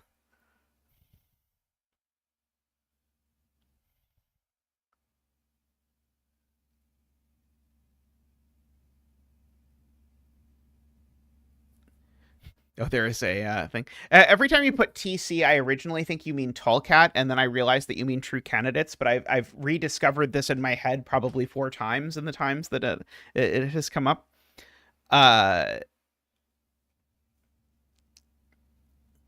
Let's see.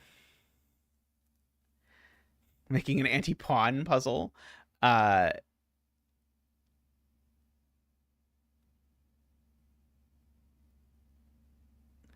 see the...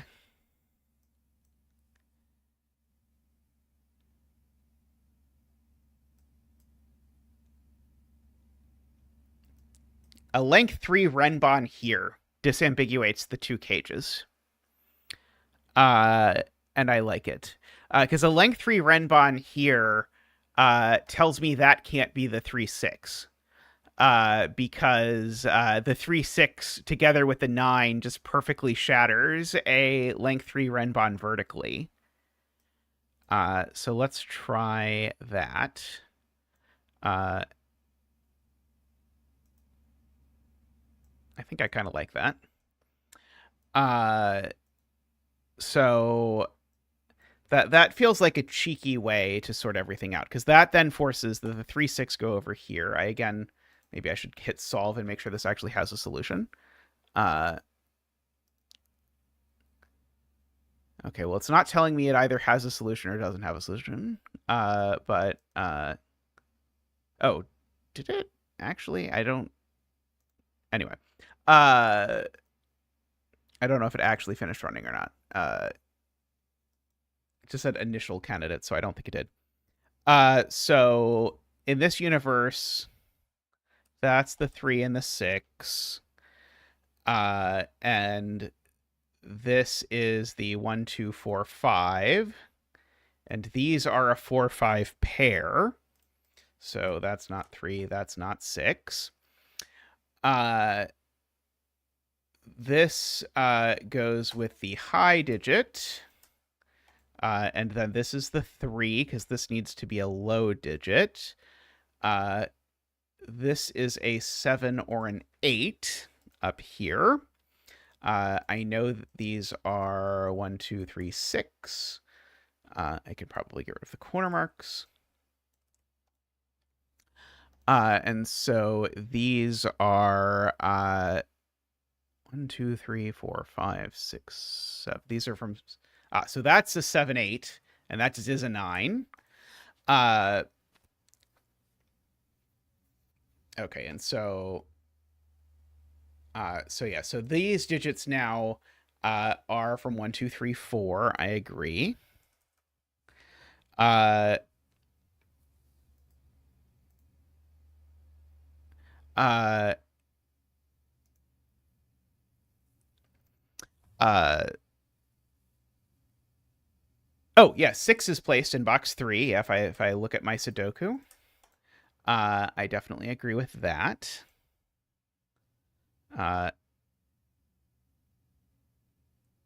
9 is placed in box 2. Aren't there 2 options? Oh, no, sorry, because this is a 7, 8, 9 triple, right. I didn't notice this is a 7, 8, 9 triple, but it definitely is. So that's a 9. So we've got that. And, of course, this string means that there's a 2 and a 3 living on this this line.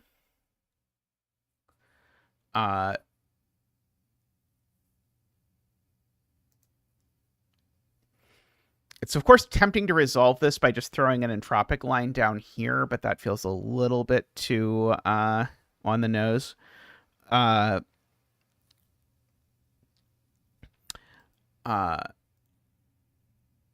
see, the 7, 8, 9 is quite interesting.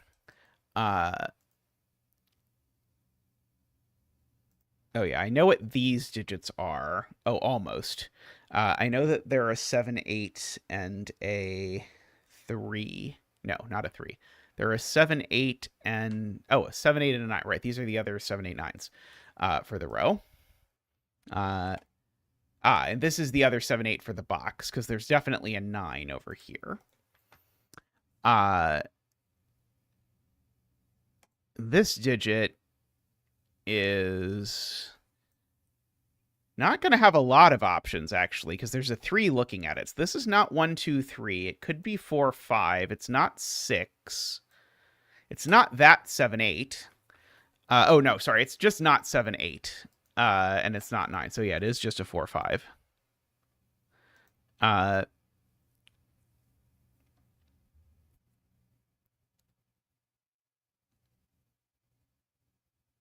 6, 7, 8, 9 quad in the row. Yep, so this is the... It's 1, 2, 4, 5. Yeah, the tall cat is suggesting, what if we have the same renbon over here, just for mirroring purposes? Which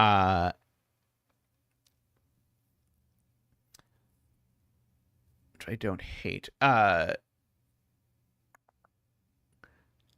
I also don't hate something like that as an option. Although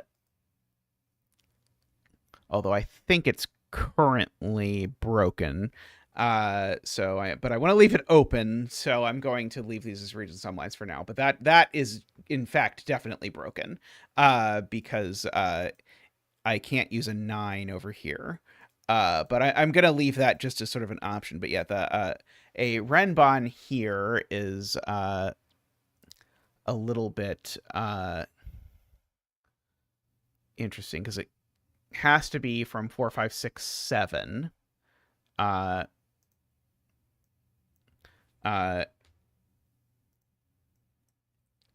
So there's definitely a 5 and a 6 on it.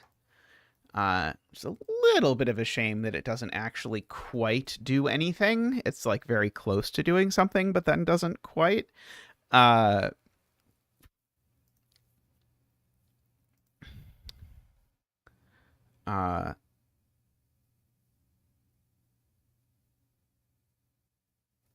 Definitely tells me that there's a 6 over here, though, for what it's worth.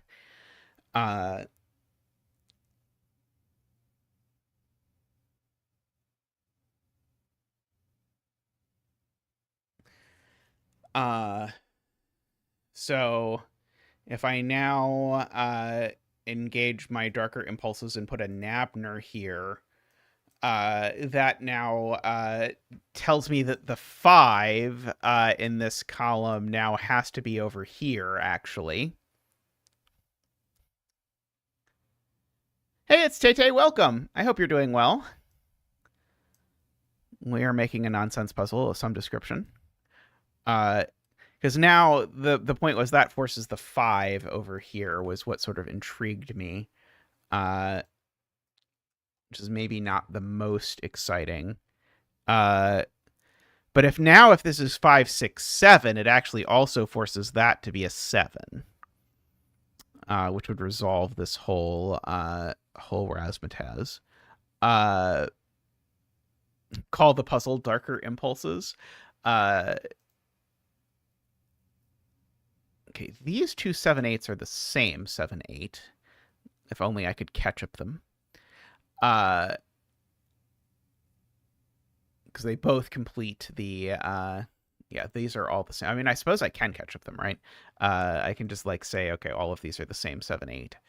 And then just get rid of the coloring of the two 12 cages, which I think I probably have milked all I'm going to get out of since I now know that they're the same. Okay, and the green coloring I don't really need anymore. Let's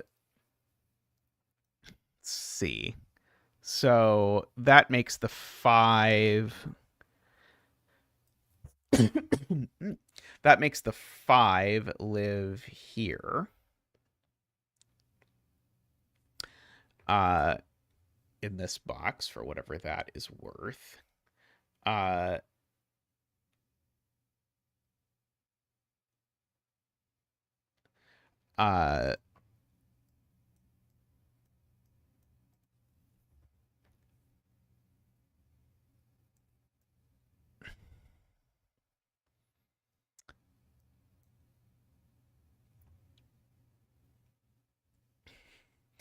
If I then made this an entropy line, it would actually, well, I guess never mind. That's not interesting. I'm trying to figure out what do I do with this 5, because the 5 sort of feels like a very cool deduction, but I'm trying to decide what on earth what kind of clue can I do with a 5? Maybe it's time for a 10 line. Like a 10 line that did that would be a German whispers going downward. That's a possibility. Because German whispers famously do not have 5s on them.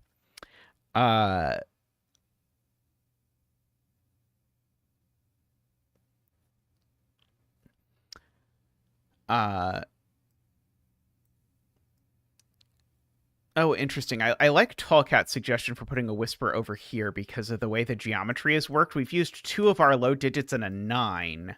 So if we put a whisper... in fact, I'm actually going to remove the Nabner for now. Oh, no. We're going to remove the Nabner for now, and then I'm going to contemplate it more. But because this whisper is definitely going to do a lot and be cool, because... this is going to have to be the low digit because there's no 4 on here because there's a 9 in the column already. So this is a low digit, and it's not a 3. So this is a 1 or a 2. These are from 6, 7, 8. So I wrote 3, 7, 8, 9 for reasons that I will leave to you to guess there. So that's a 1, 2 pair. So that makes that indeed a 3. Oops.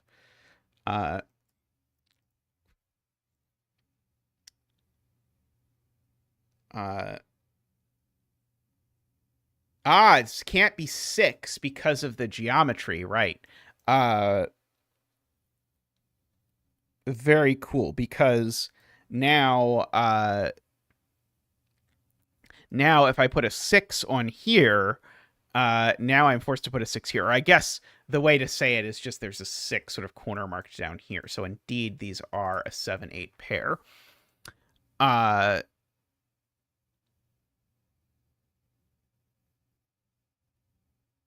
Okay, and so now column 9, we know what these digits are actually exactly. They are 4. or they're red. They're 4, 5, and the other one. Oh, it is 4, 5, and 6. Yes, 4, 5, and 6. Right, because I already have a 6 pointer mark there. So these aren't 4. So these are actually a 1, 2, 3 triple. So these are a 4, 5, and a 6. Just to keep track of that.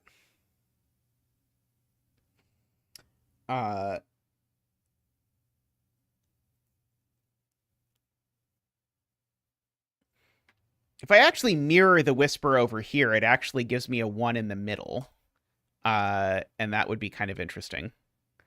Yeah,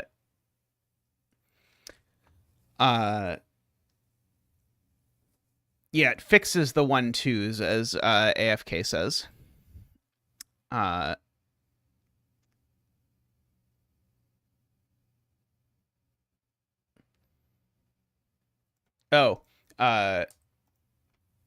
Isabella points out there's a 7-8 pair here.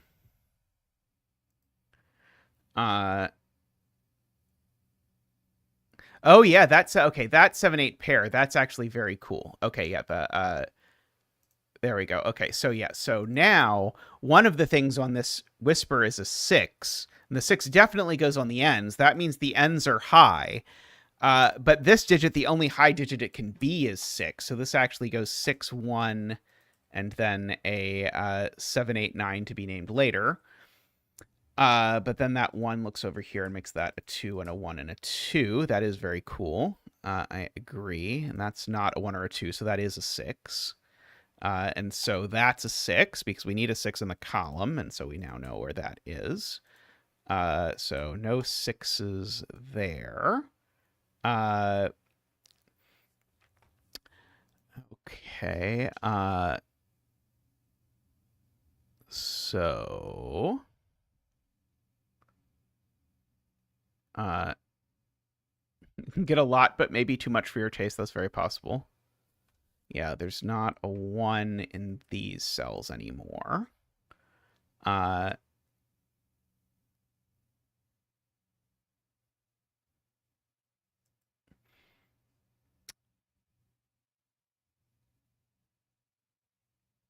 Yeah, this cell is now a naked 3, right? Because it's not 1, 2, 4, 5, 6, 7, 8, or 9. So this cell's a naked 3. And so these are indeed 7, 8, and 9.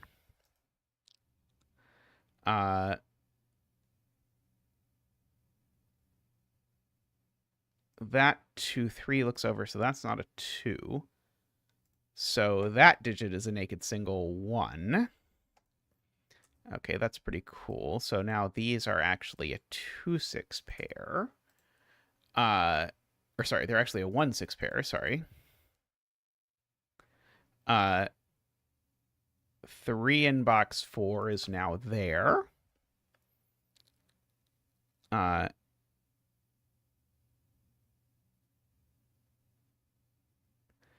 Oh, the 9 in column 3. Right, the 9 in column 3 is now placed. Oh, sorry, there are 2, 6 pair. Sorry, there's not a second one. But yes, I agree about the 9. The 9 is placed here. Which D9's that cell and 9's that cell.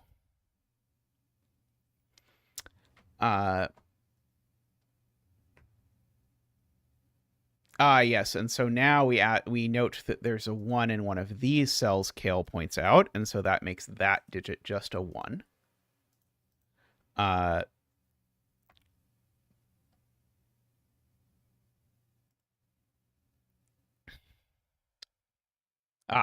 so now 5 is placed in box 4 because of this 5, 6 business. Several people point out. Okay, so one of these is a 7, 8, 9, and it's not that one. So this is going to be a naked single. It's a naked single 2, I believe. Oh, sorry. No, that's not true. Sorry. These just aren't 9 because we've placed the 9. Never mind. Sorry. But these are 2 and something else, 2 and 4, I believe, right? And so that actually makes this a 5, 6, 7.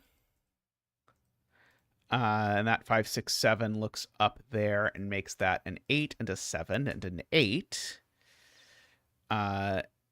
And these aren't 8 anymore, so there are 7, 9 pairs, so that makes that one an 8. So we get all of that. Feels like that was a lot. That 5 looks up and means that's not a 5, at the very least.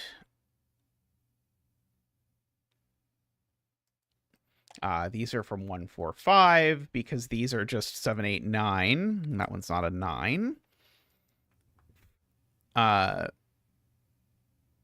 Let's see. Oh, this is a single. It's not 1, 2, 3. It's not 4, 5. It's not 6, and it's not 8 or 9. Okay, so yeah, this is a naked 7. Very nice. So one of these two is a 7 for sure. Oh, I wrote the wrong digit. Thank you for catching that. That would not have ended well if I wrote the wrong digit.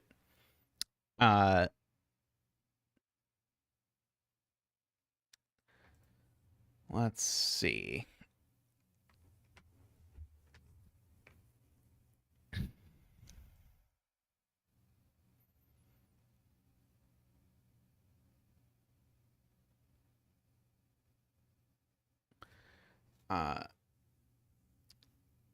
Now I can just take a Nabner here vertically, and it'll resolve this this whole mess. But I don't particularly want to add Nabners to the puzzle at the moment. Tempting though it may be. As it always is. Let's see. I wonder if my if there's now enough things that if I put true candidates, it will work. Okay. So yeah, so now I have true candidates, and I can see that it doesn't look very different from what we actually have. So that helps. Okay.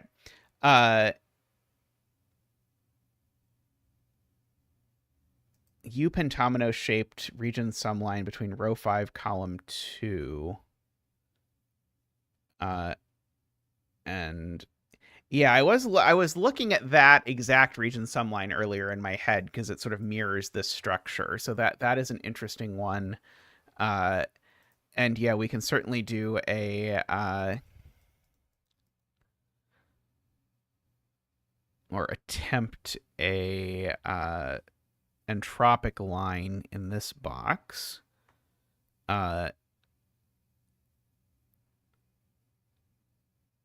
Yes.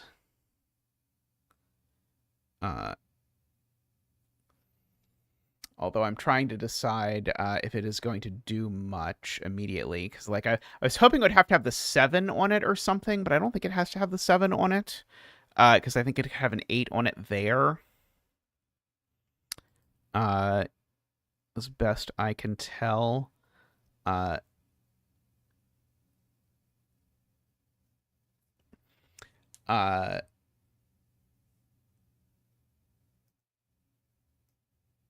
Let's see. Let's try this. So this sum is 15, so these two need to add to 12, so they'd better be 4 and 8. 7, 9, 7. 4 makes that a 2, makes that a 1 and a 2. That 8 makes that a 7 and an 8. That 4 makes that a 5 and a 4. Makes that a 5. That 7 has made that an 8 and a 7. I do worry this region sum line might cause people to think about these before it is useful, and might have people thinking about like, okay, what does it mean that there's a region sum line and a 3-cell whisper in the same box or something? I'm slightly concerned, but it does obviously do a lot of damage in terms of what it does to the grid.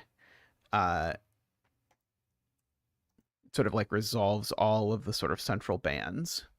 But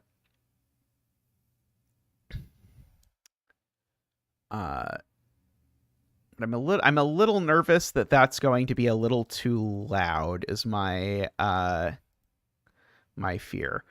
Yeah, and it doesn't make any headway into the bottom rows.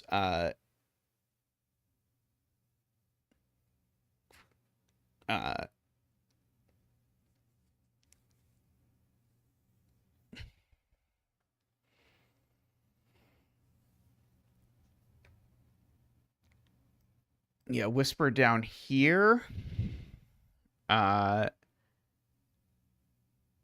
Yes, a whisper down here is very interesting and is symmetrical-ish.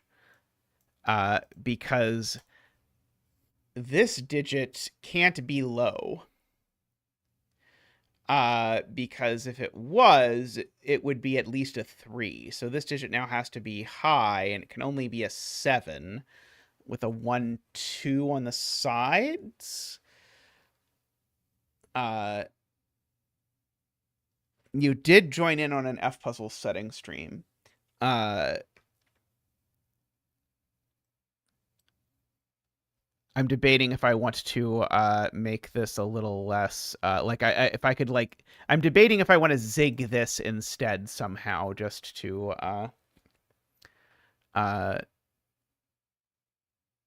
make it feel a little thing. Yeah, like an arrow of some sort. Yeah, that's what I was thinking. Yeah, the J-Dyer likes a down pointing whisper arrow. Yeah, everything's standard. So yeah, so this can't be high, so it can't be low, so it has to be high. So this has to be a 7. It's the only high digit left. That makes these a 1-2 pair. Which makes that a 3 for sure. Let's see, makes that not a 7 for sure. The 1-2 pair is resolved by the one that's in column 4. 2 and 1, I agree, which resolves the 6 and the 2 up here as well. Oh, yeah, that's right. That is going to be available basically immediately because this arrow actually does it. Yeah, I don't really want that. I don't know that I want that in my life.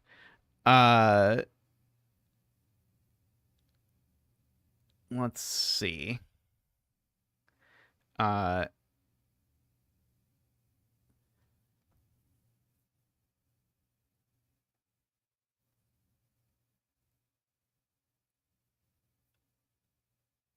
Like a region subline that just runs all the way across row 7.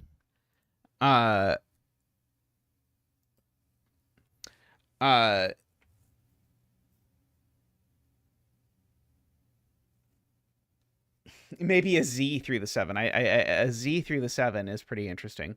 A Nabner Z through this might also be fun.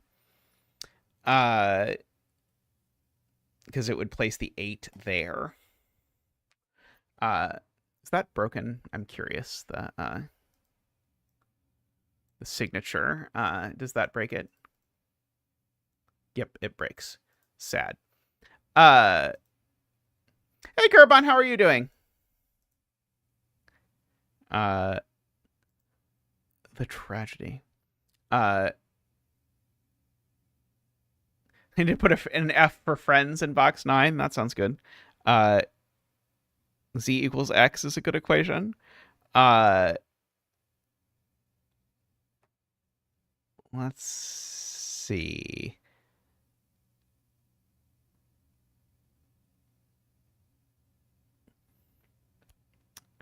What are we going to do here with the 7?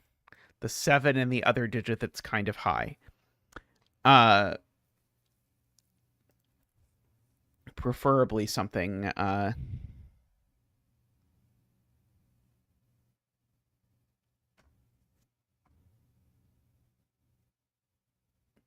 Oh, the 8 in box 1. Isabel's pointing out you actually need to get to the 8 in box 1 to know that the middle digit is well, you still know it's high even if you don't know it's 7. Uh so you still know a lot, but yeah, you're right. The you wouldn't know which high digit it was. So it might still be good if we do that. The 1-2 pair and a 3. Let's see, and just for curiosity's sake, and sort of see these. We have some numbers that are getting close to forced. Oh yeah, the as before, it does mean that I completely forgot to actually fill in that part. 2 and 1, 6 and 2, like that.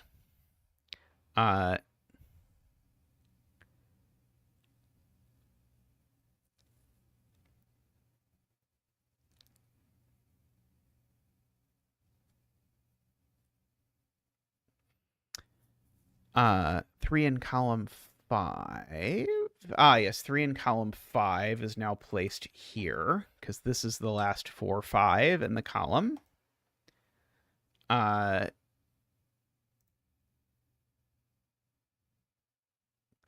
I can actually make this. 1 second. I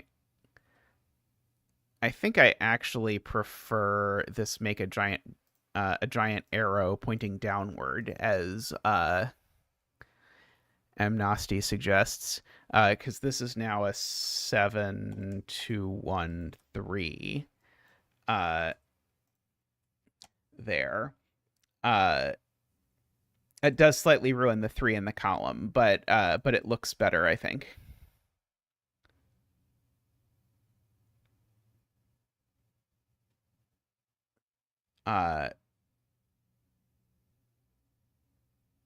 Between line over here. Let's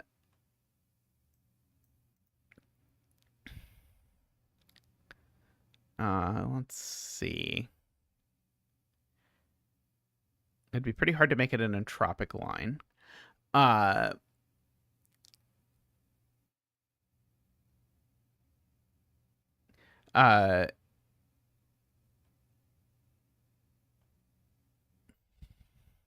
Oh, 2, 6 resolves. Yep. 6 and 2.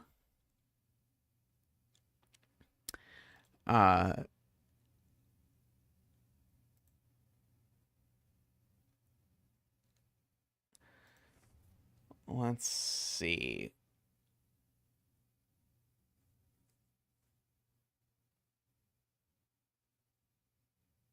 Yeah, it had resolved the 5 at one point, but then it was pointed out that this looked cooler if it made an arrow pointing down, and maybe the title can reference the arrow pointing down, and I was excited by that.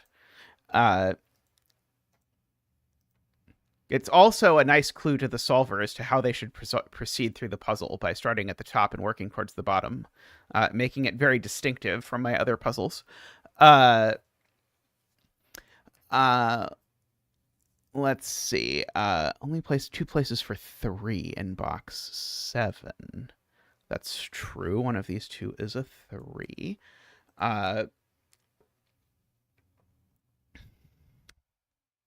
Does a Nabner line here just resolve a shit ton? I think it does now because of that. Let's double check. Or it breaks. It breaks. Okay. Noted.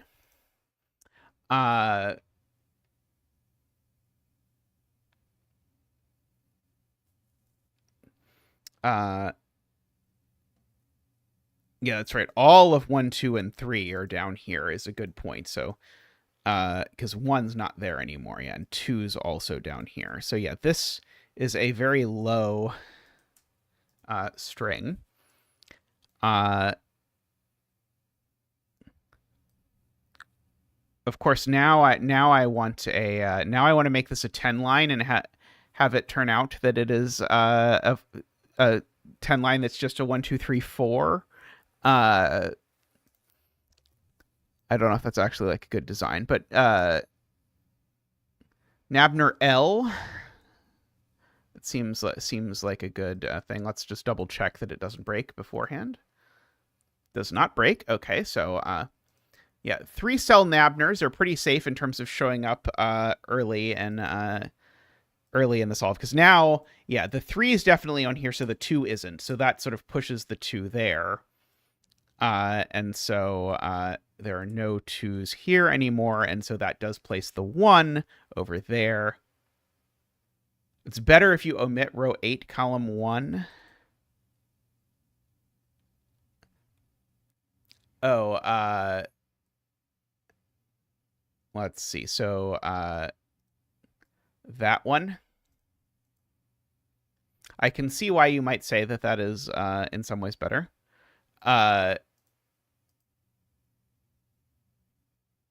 Let's see. Okay, let's try that way. So that forces the 2 there. And sort of the 2's there, forces the 3 there, gives me the 1 and the 2 over there. The 2 looks up here, which places the 2 there. 9 is forced with this. Yeah, 9. Yeah, so this is 1, 9.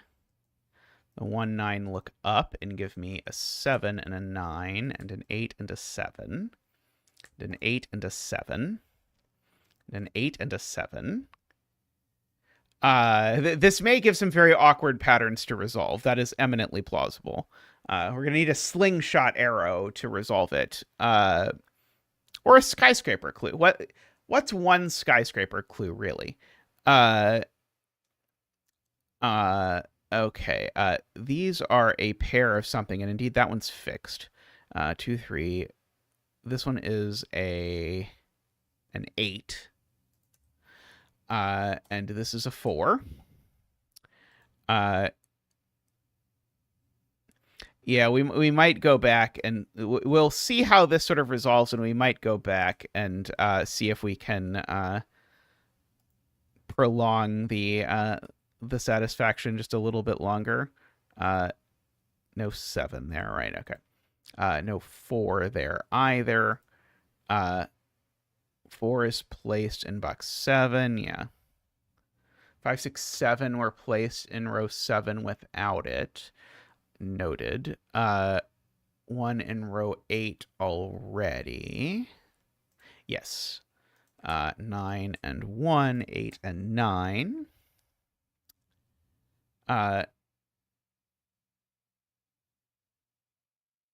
1 looks left in row 8. Okay, I got that. That 7 also looks left, placing that 7.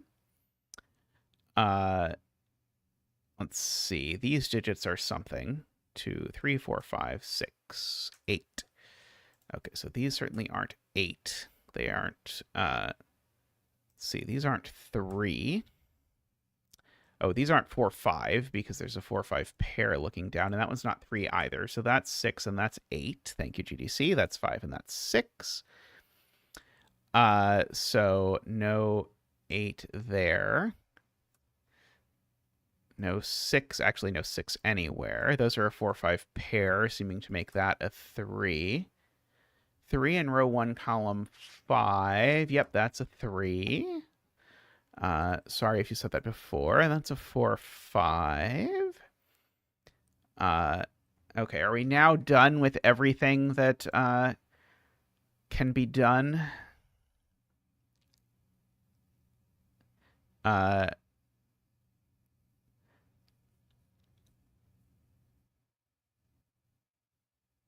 5, 6s in box 9. Oh yeah, I should probably do that. That is a 4.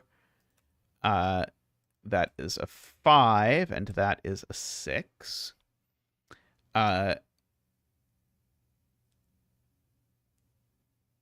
Yeah, we've got our friend, the lovely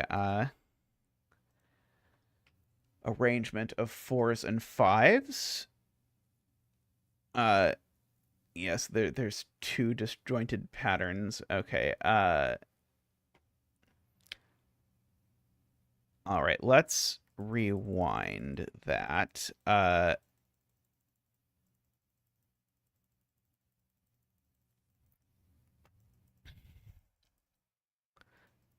So we can draw this Nabner in a variety of ways, and I do like drawing the Nabner. Uh,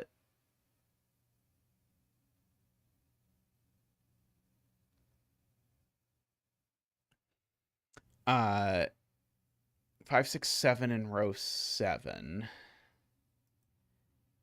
Yes, yes. So it is worth noting the that these 5, 6, 7s need to go over here. So this needs to be 7, and this needs to be 5 or 6 per Isabella. Oops, sorry. Which now means, of course, that's not a 7, which now means that these are a pair of 4 and something, right? 4 and 8.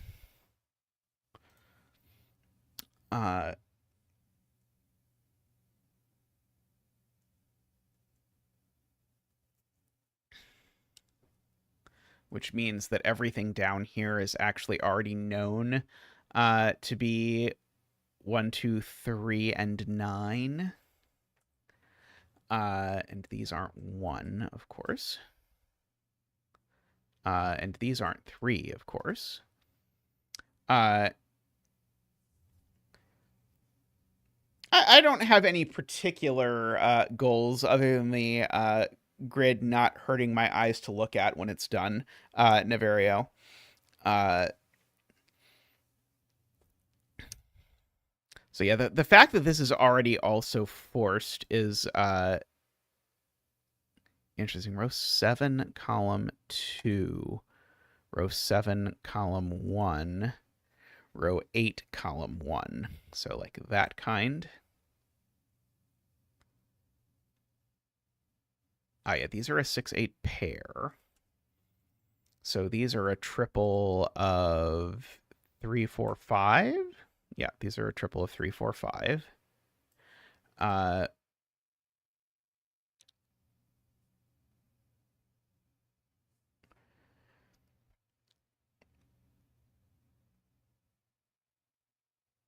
Oh, just a Nabner through these 3 cells? That's actually a pretty cool Nabner to draw. Let me just see what this does. What is this force? Because that's not going to do hardly anything until you know almost everything. It's got a lot of potential there. Oops.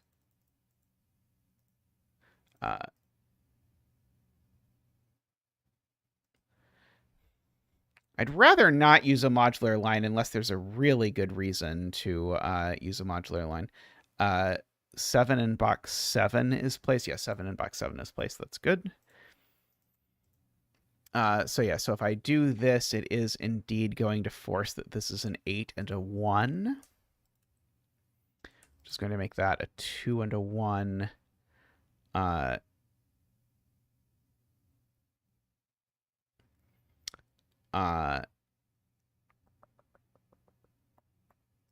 That's not a 1, of course.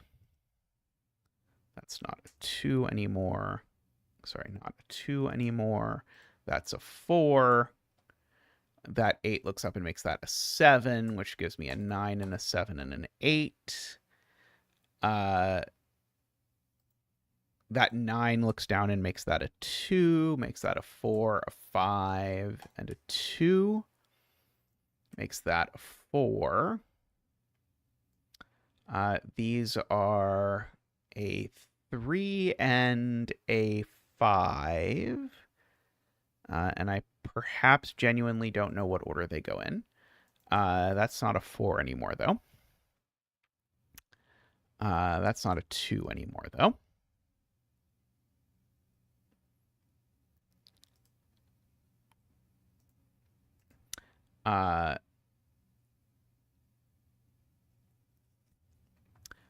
These aren't 7 anymore, of course.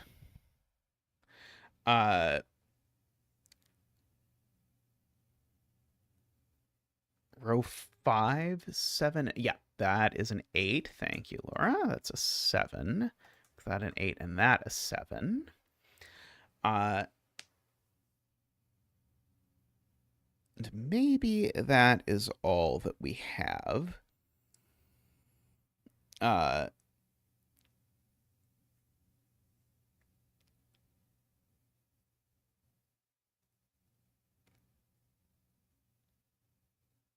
Let's see. True candidate confirmed. And there's no green cells in true candidate, right?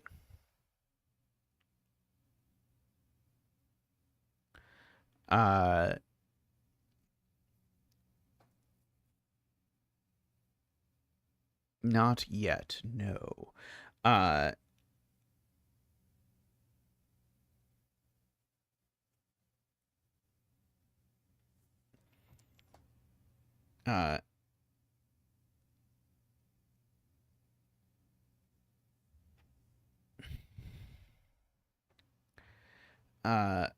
Row 6, column 8, row 7, column 9, and row 8, column 8. So Tallcat is proposing a Nabner line through these cells.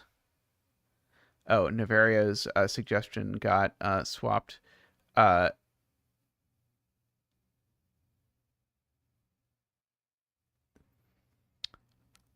is Navario's an alternative to the Nabner line? Because there's already a clue there, and I don't really want my clues to overlap. Okay,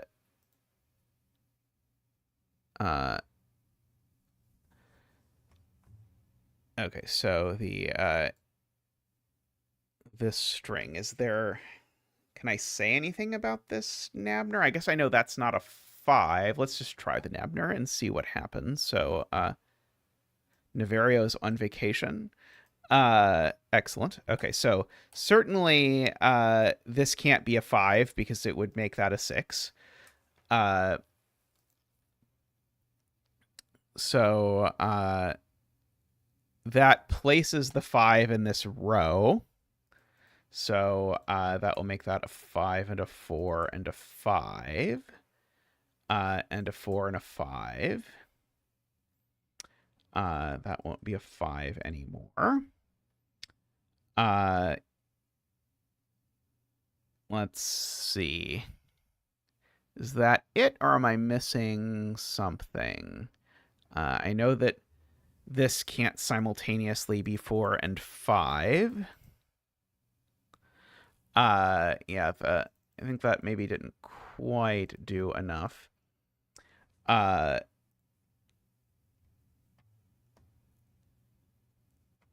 See, I know people want a modular line here. Let's see. If I rewind back to Navario's alternative to the Nabner line, let's see.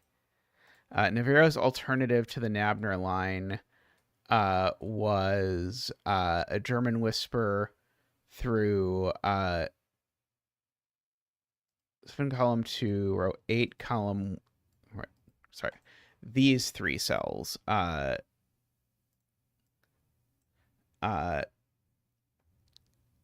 So, no, these are not true candidates. These are just my notes, though I can hit true candidates if we want. Okay, so Navario's point is that these can't be high because we've already got 2 highs in the column. So in fact, these have to be low. So that is going to be a 4, which is going to make that a 9, an 8, a 7, a 9. Oops. Uh-oh, did it already break?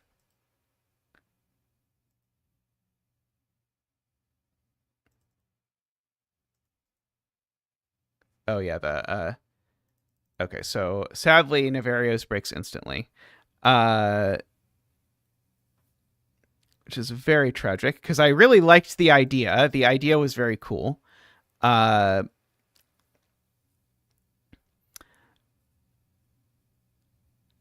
Let's see. If you mirror the Nabner, you get the same solutions. Uh,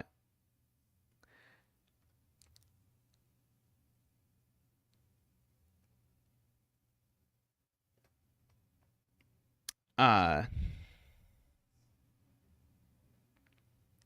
uh, I don't really want to draw a German whisper through a digit. That seems a little on the nose. Uh,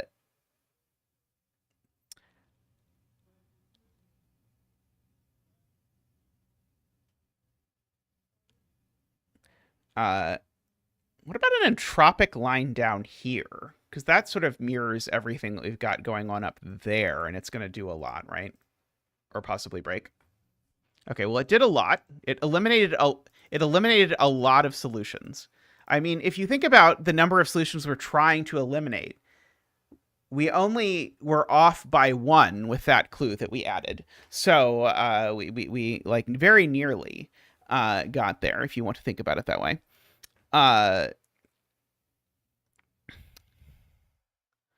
Let's see. Yeah, these can't be 7. The entropic arrow under the German whispers arrow. Yeah, we can try that. That might work. Yeah, that would be cool. Not Nabner. Entropic. Let's see. Does that also break? It does not also break. Oh,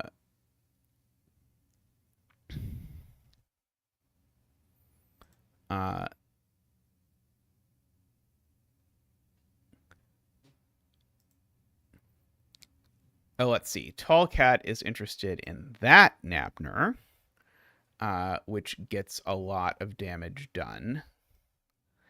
Let's see. Or sorry, not Nabner. Entropic line. Let's see. Where is the deadly pattern that I'm trying to avoid here?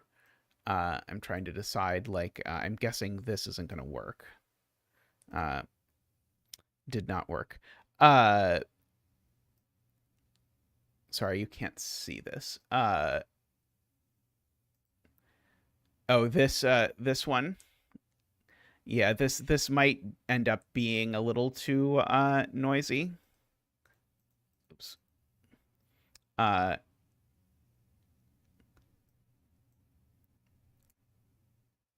Two Nabners in row 8, column 1, row 9, column 1, and row 9, column 2, and row 6, column 8, row 7, column 9, and row 8, column 9. So those two Nabners make it unique.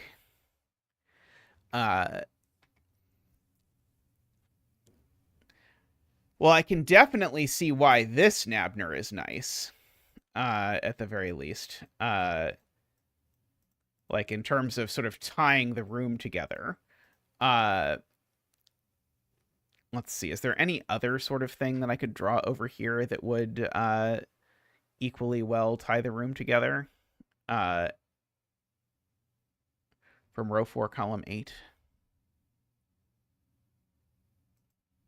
Ah, yes, this cell cannot be 5. I agree with that assessment. Oops. I need to uncheck that box. Okay.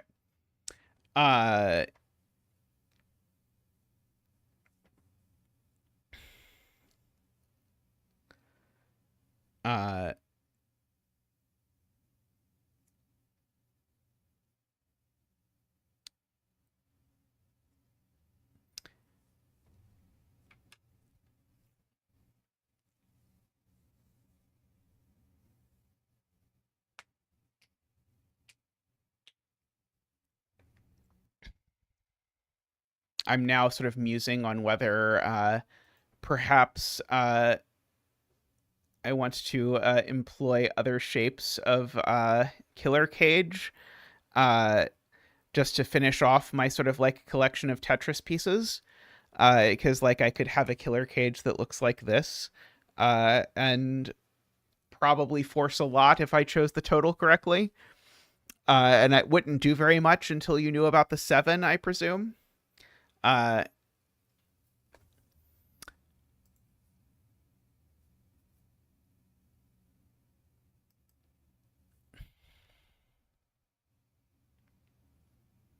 let's see. I do kind of want to try. The only thing is, it's going to like add 2 Nabners to the puzzle, and then there's not really going to be any Nabner logic. Is the real reason why my real hesitation is I don't really want to add the Nabners to the puzzle if there's not going to be any Nabner logic in the puzzle.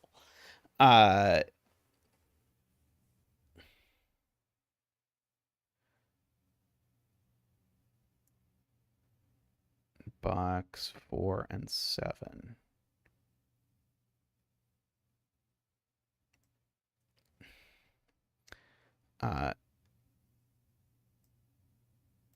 Oh, the 3 and both 4/8.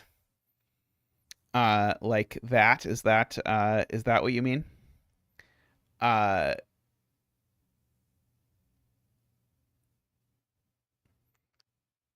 mean, it is kind of interesting that a killer cage, even without a total there, actually does a fair amount. Because a killer cage, even without the total there, at least sorts out the 3s. Let's see what that actually looks like. Yeah, even without a total, that killer cage sort of reduces the world down to something quite perhaps manageable.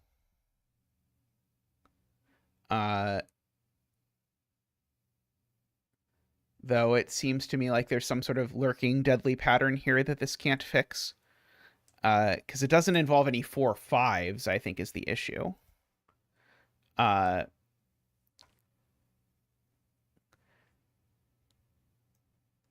bet the right total on that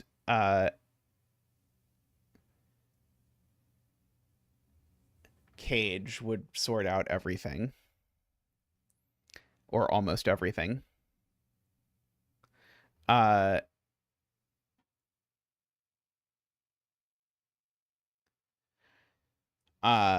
see. What total would I want? Let's see, 21 would be symmetrical with the 12 above, so that sort of seems like a natural choice.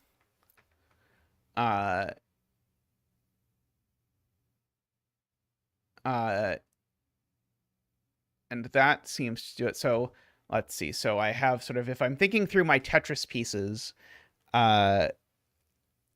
then I have a square left. So if I put a square, in anywhere down here and give it a total, it will force the rest of it. Or an I, or L, or whatever you call the long line in Tetris.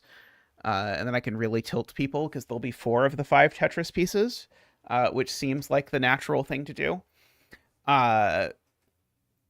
Let's see. Yeah, so... Yeah, so the... Sadly, it can't also be 21.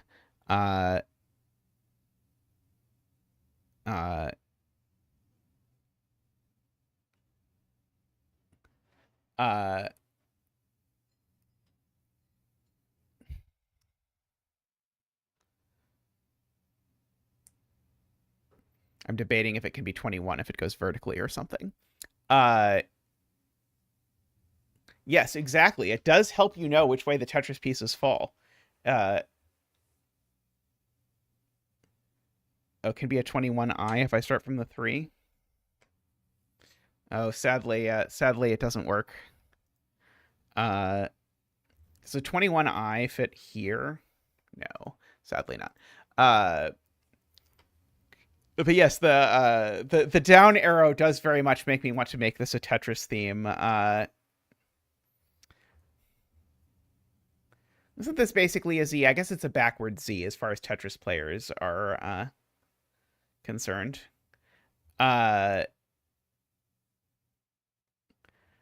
Uh, let's see. But if I make this sum to 22, it does work. Uh,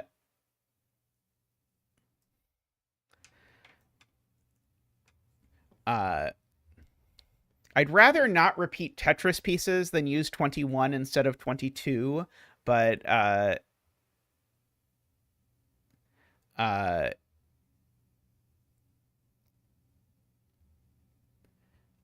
like that combo, I think works out pretty nicely. Yeah, I'd rather have distinct shapes. So I think this option works fairly well for distinct shapes. And these cages are these cage totals are very good at extending the middle finger towards solvers who look at them because they average about 5, so they're basically useless until the very end. And there's a nice little symmetry in that it begins with the killer cages and ends with the killer cages. Uh,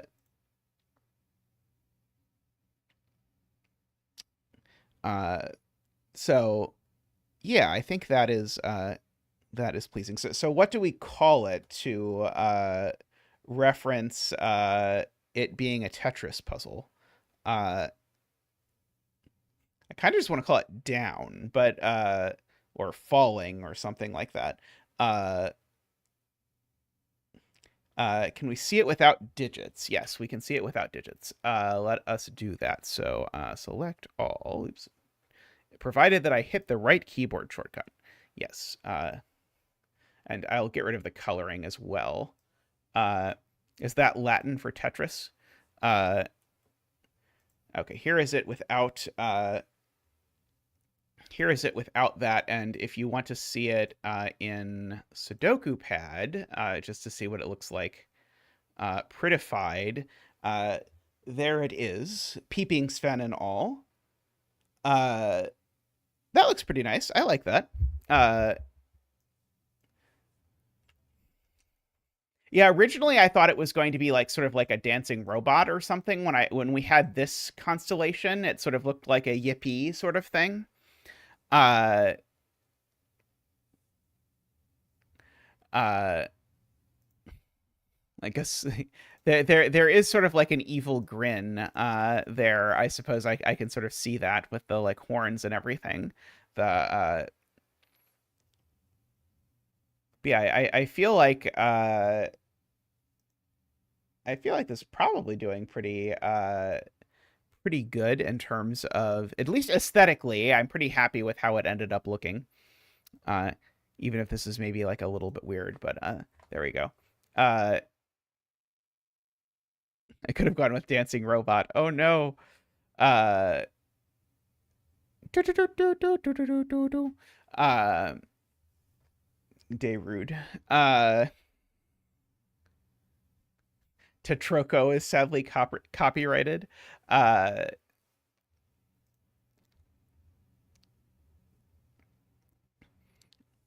well, I will. Can we rotate the Tetris pieces to spell lost? I do love lost. That sadly, I'm afraid we can't do that. Oh, amusingly, one of my students did make a puzzle that they called Lost because it had killer cages that spelled out the word lost. So amusingly, I've seen a puzzle with that before. Also, if you've not seen Lost, it's on Netflix now, so you can watch Lost, and it is amazing. Transformational, you might say. But yeah, I think this works out. And I think we verified it really is unique, so we didn't screw up the logic too badly, at least. So yeah, I think this came together. Yeah, I'm still trying to decide exactly what to call it. There must be a puzzle out there with the numbers as starting digits. That's probably got to have been done. It's not the best ending. It's certainly not the worst ending. Tetronymos to confuse people. Maybe add a Philomeno rule just for fun that they have to sort of fill in around it. At the end, you erase everything and solve a Philomeno. Let's see. Maybe it's shockingly a Philomeno doppel. You always got to check afterwards if your puzzle actually uniquely solves with a different rule set. Let's see. I think for now I'm just going to go with down. I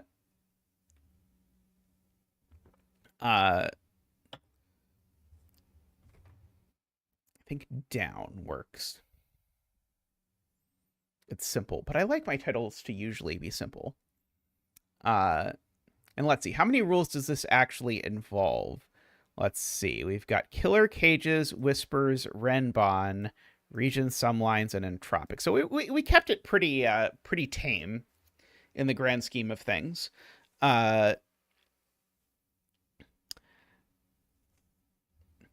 Also, this ended up going 3, 2, 1, so this renbon also goes down. Completely by coincidence, one of my solution codes recently was a bunch of numbers that were like one off from just being a bunch of digits in order. And then I was a little upset that it didn't just turn out to be exactly in order. Like, that would have made me really amused. Subsidence. I don't know that word.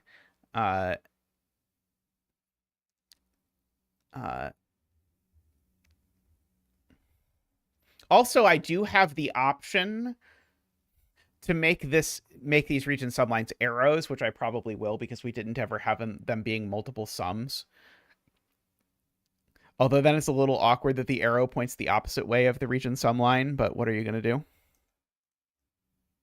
I guess this is going to immediately make people who solve this think that the gimmick is going to have something to do with the fact that these things have to sum to at least 15. Tetra. I like tetra. I'm also probably not going to ever want to use tetra again.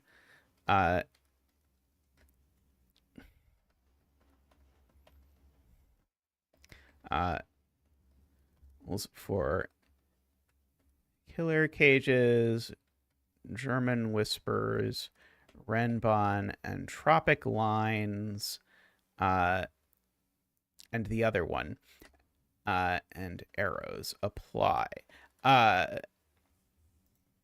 My usual thing, by the way, if you think it's weird that I have only written those, is that then on the LMD page, I'll spell out what all of these things mean, and either write for myself or shamelessly steal from Ranksk. Drop. Oh, drop is perfect. I think drop is very good. Let's see. I think I might have been sold on drop. Because I think that that does combine both. Oh yeah, it doesn't really look like a down arrow anymore. Yeah, that's a little bit sad. I can make it a region sumline anyway, just so it is a down arrow, and then it combines everything. I mean, will people really be upset if I make it a region sumline? People can't be that upset, right?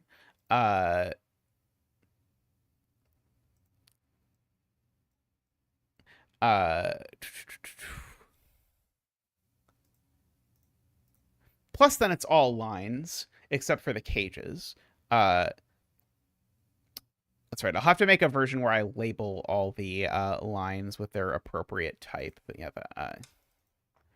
region sum lines apply.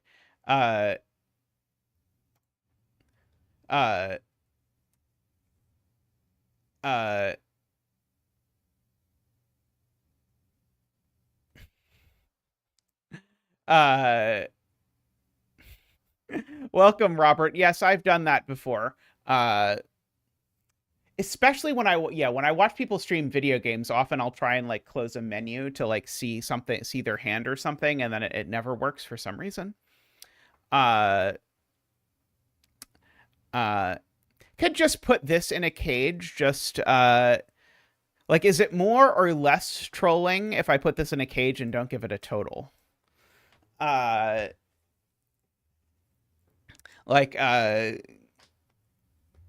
not 100% sure. It will probably troll different people if I put this in a cage like this and don't give it a total. Like, there will be like half of the people will be upset that I have a killer cage that doesn't serve any purpose. And then the other half of people will be upset that I have missed that. Troll a bit more and move that cage one cell up. Yeah, perfect. Yeah, the AFK suggesting I just fill the grid completely with useless 4-cell cages. Yeah, a little bit of hide and seek. Oh, a branching blue Renbon. Oh my god. Only a truly deranged person would put a needlessly branching blue Renbon in their puzzle. That would assuredly not happen. I'm glad that experience was so scarring that you still remember it. That makes me happy, Naverio. Let's see. Is it still up? Let's see if we can look at this puzzle. Let's see.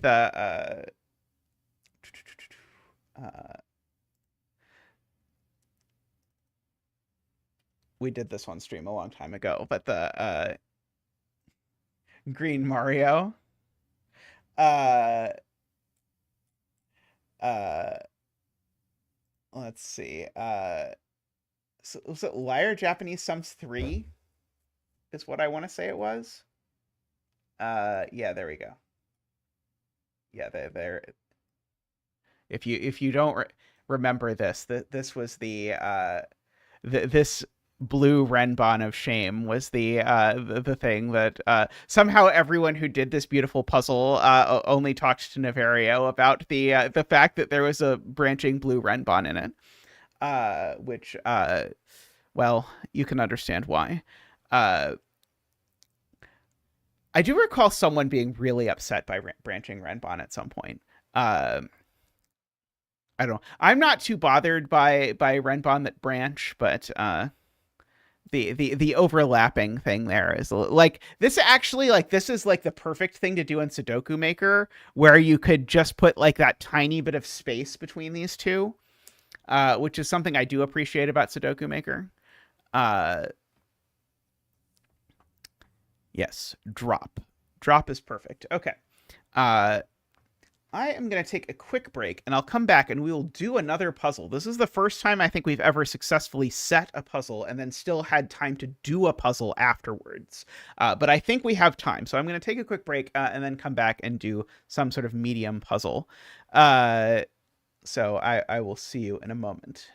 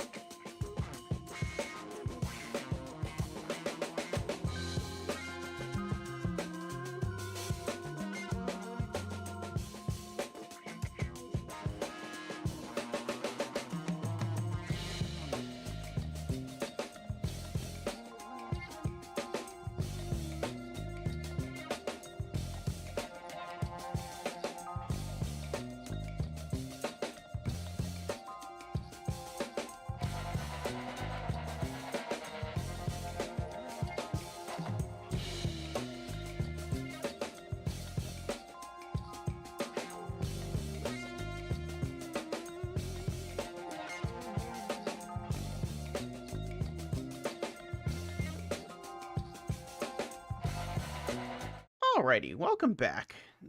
Feels appropriate now that we do a Litz puzzle that we're doing this. Oh, we have not, by the way. So I saw people asking if I've stopped doing 6x6s. No, I have not stopped doing 6x6s, but there's sort of a narrow window of like, oh, I've got enough time to do some 6x6s where I'm sort of comfortable that I'm not going to run way over, because I've had a few 6x6s that have taken like an hour or whatever. So I've tried to sort of balance it. But yeah, maybe I should just do a 6x6 day at some point, since I have not done that many 6x6s in recent time. Oh yeah, drop a 6x6 sudoku there. Yeah, that works. All right, so normal Litz rules apply, which I don't know what it means, so we'll find out. We need to shade one 4-cell tetramino. I did know it involved tetraminos, which is why I picked it. In each region, such that no two tetraminos of the same shape share an edge. Counting rotations and reflections is the same shape. All tetraminos are connected to each other, and no 2x2 area of the grid is completely shaded. Okay.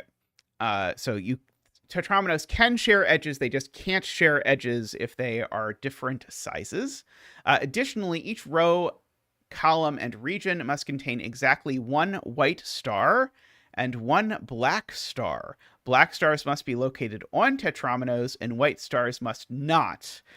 Regardless of colors, stars may not be adjacent, not even diagonally. Okay, that is quite interesting. Okay, so the thing I would normally try to do here is look for a region where, like, because of geometry, like the middle part had to be part of a tetramino no matter what I did. Let's see. I feel like the rules are very clearly written to me, where I think I know what they mean, but it might be helpful to pull up an example, even though I understand what it means, just to see what it looks like. Oh, Tristan, can you throw a link in the world? I think Tristan can do that. So here is a sample. Let's see, might look a little better there, of a little itty bitty puzzle with the same idea of sort of breaking things up. And so you can see we've got one giant cluster of pieces, and then we've got a white star and a thingy over there. Okay.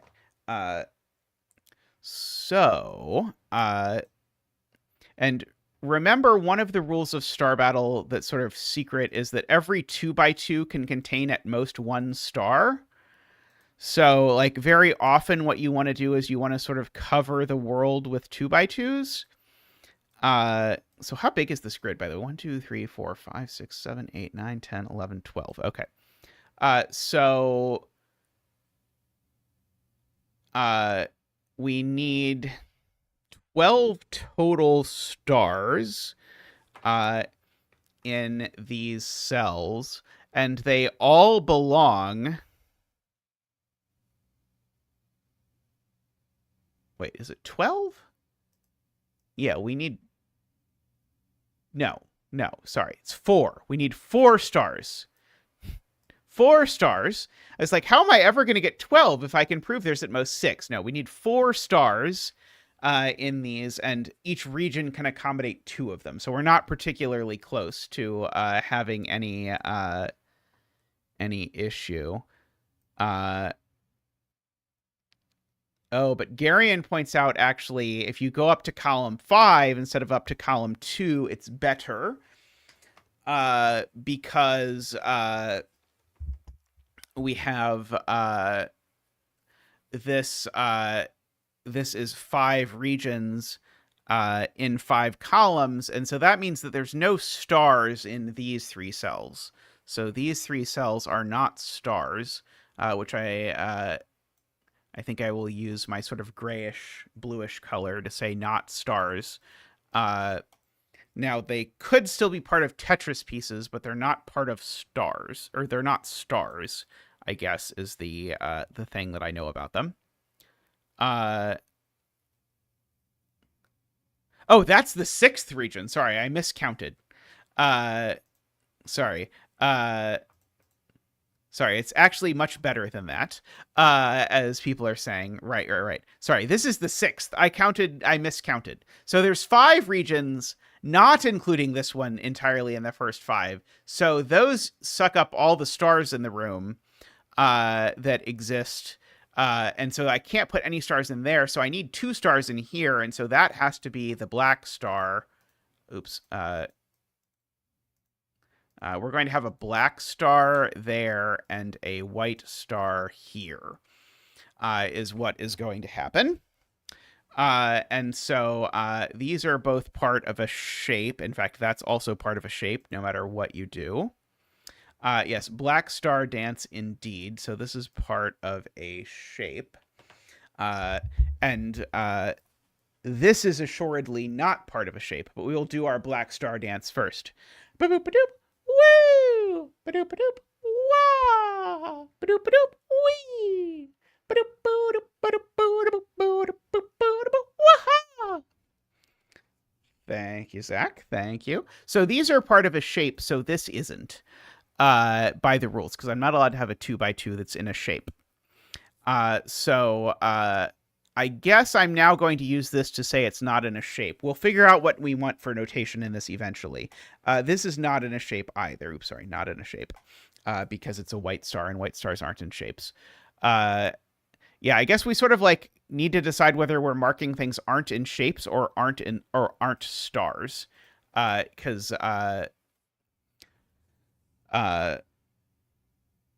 for example, I know these aren't stars. And I know nothing in here is a star either. And I guess I actually know none of this is in a shape, for what it's worth. Because we sort of have these 3 cells, and so it's either going to be an S or an L. Rotations and reflections both count, right? Yes, rotations and reflections. Okay, just double checking. Okay, so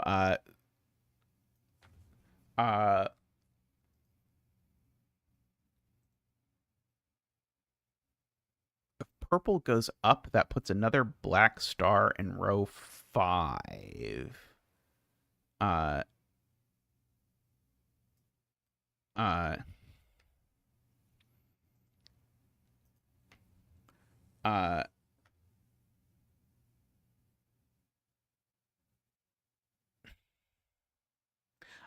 yes. Okay, where is the black star in this region? Right. I can't have another black star in this row or this column. So there's a black star up here, which means the piece is up here, which means that this is an L. I'm going to make those red. That means this can't be purple, actually, because if it was purple, it would be an L touching an L. So these actually have to connect some complicated way around there. I know one of these 2 is a black star, but I don't know which one. Oh, and I know none of these are part of... okay, so... Oh, this needs to get like over to here or to here. Like this needs to get wherever the Tetris piece is in this region, it needs to touch the border because all of these need to connect. So everything that's more than 4 cells away from one of these 3 cells can't be Tetris piece. So like that is more than 4 cells away from those. These are all certainly more than 4 cells away from those. So these all can't be Tetris piece at the very least. Oh,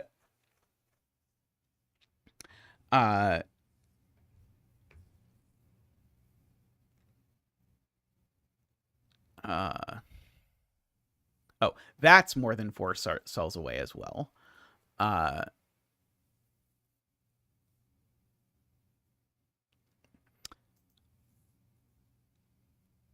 Okay, it feels like it's going to be tricky for that to be the black star, but it could be the black star in row 1. But we could also have something like that for the black star in row 1. Can place the stars in column 7. Oh, I can put on row column labels too. That's another thing that I can do. Although I realize now that let's see, we can't quite see the labels across the top. There we go. There we go. Okay. Okay. 7. Okay, so there's no black star or yellow star in any of these cells in this region, is what people are saying. And so I need to fit 2 stars in this little T. Hey, Nell, how are you doing? And the only way to do that is to put them there and there. So these are both stars of unknown description. But whatever kind of star they are, they're all the stars for this column, which means that this is actually the black star here.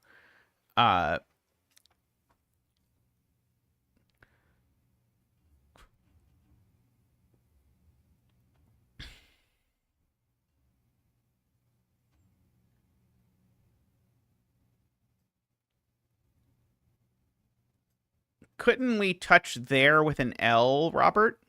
And then, oh, maybe, oh, and then do an I again in here? Unless the connection is going to be stuff. Let's see. These are all more than 4 cells away from a star, by the way. So these are all not part of an omino. So my omino definitely connects through this region. So we go from here to here.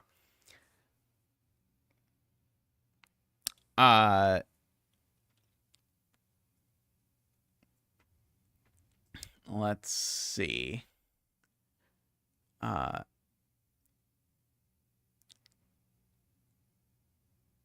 Oh, this is not part of an omino because I can't have 2 by 2s. I don't know why, but I just missed that.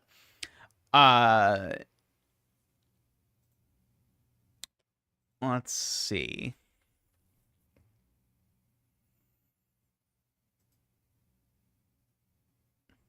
Bye, Daniel.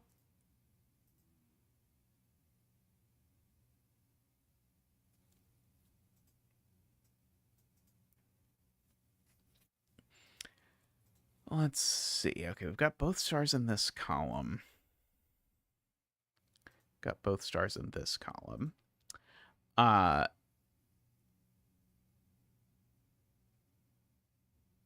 Okay, and I know, let's see, none of those are stars, and that's not a star.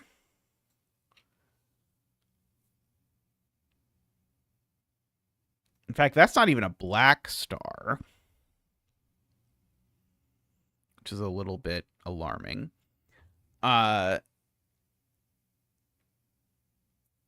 Okay, these can't be part of a Tetris piece, right? Because this Tetris, or this region, is responsible. Oh, did Tristan not put a link in the puzzle or in the chat? I can put a link in the chat.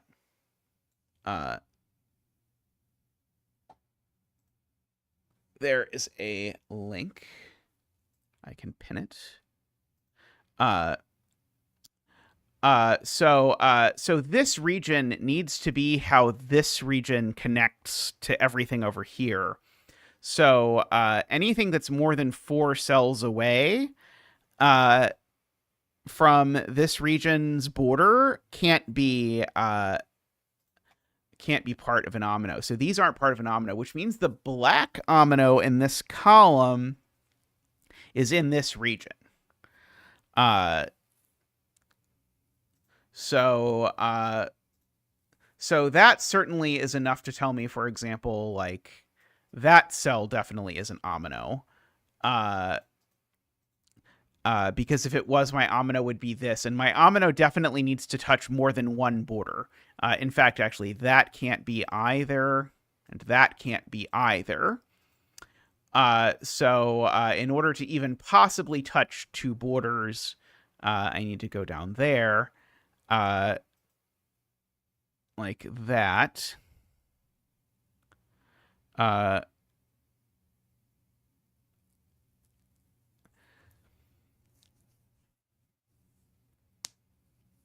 uh,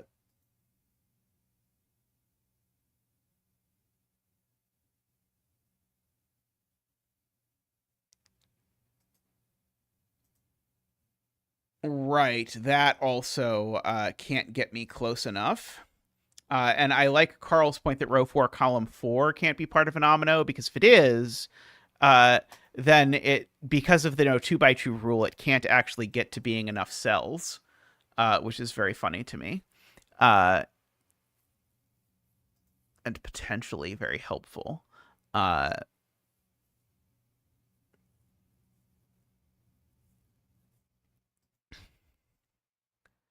uh,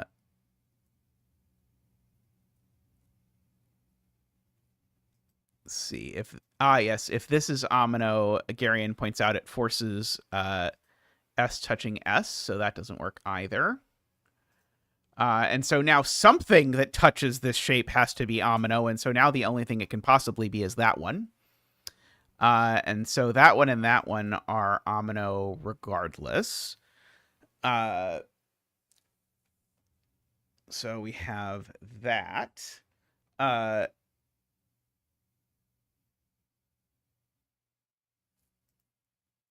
Okay, so this is an L regardless, so it's actually... Oh, sorry, no, it could be an I. It's an L or an I.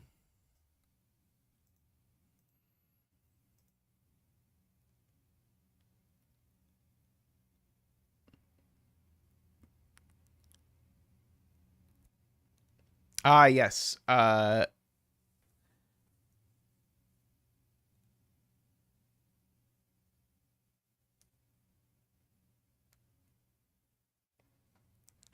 Right. Because I can still come like over there or something. Yeah,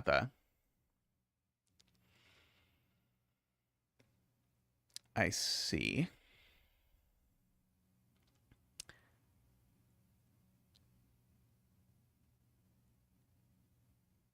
Okay, so now I actually know that in this region now, this region has to be the one that this touches, because this can no longer touch directly to there. So one of these 3 cells is omino, so that definitely isn't, at the very least. Which is interesting because now it forces that one of these 2 has to be omino.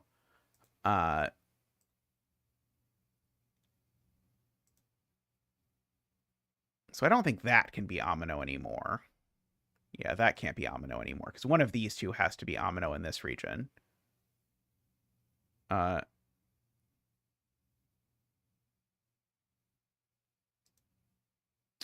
Oh yeah, I can actually even fill in that, therefore these 3 are definitely omino, because if one of these 2 is omino, that one has to be. Okay, and keep in mind, I need to connect one of these 2 cells. Okay, so that can't be omino anymore, because if it was, the only way it would actually connect is by being an I, but I now know this is an I for sure. So actually, this is the cell that's omino. Okay, and now if I make this cell omino, I now force this to be an L to get over there, right? Yeah, there's no way. So that can't be omino either. That can't be omino for much the same reason. So that's definitely orange. And so like that, for example, can't be. That can't be. I think it could be a T. I think T is okay. That can't be. That can't be orange because it would force orange to be an L in order to touch this. Uh, uh,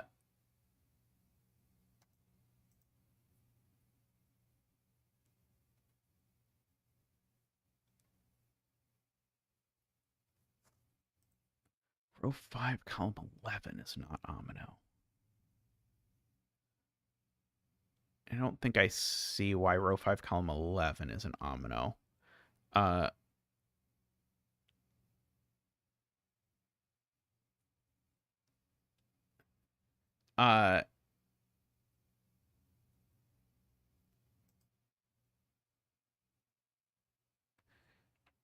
So if I understand why this is an Amino, I think I'll see Garian's point, but I don't see why this is an Amino yet.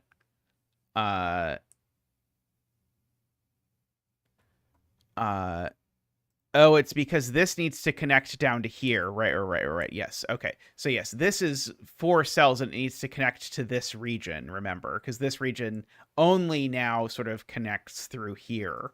So, right. So that's not Amino, which now means the green here needs to actually go down there, which finishes this. Okay. Yes. I now understand, which now means that's orange. And so that has to be orange because it can't be the same shape as the shape it touches. And so now that is black. And so this is part of an Amino of some description. Oh, and this is part of an Amino of some description because this needs to make it through. And that's now not Amino because it would need to be an I.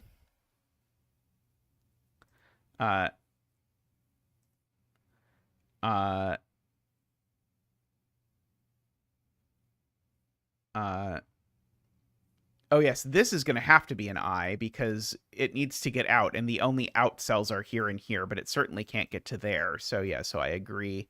This is completely forced, which means that this is going to, in fact, we'll make... No, we'll make this green, so we'll just make I's green.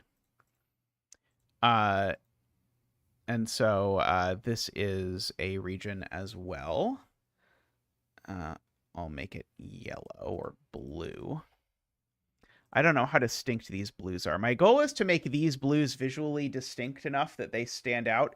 Are these visually distinct enough, or are these too similar? I've been trying to sort of massage these so that I can use both, because my gray it turned out invisible. Although I feel like my gray was suddenly then more visible. Okay, let's see. At least Kurabon is happy with me using both of those. Let's see. This 3 certainly means those aren't part of regions. Let's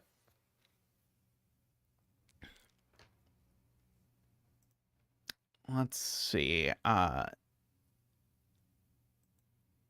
people are happy with those. Okay. Let's see.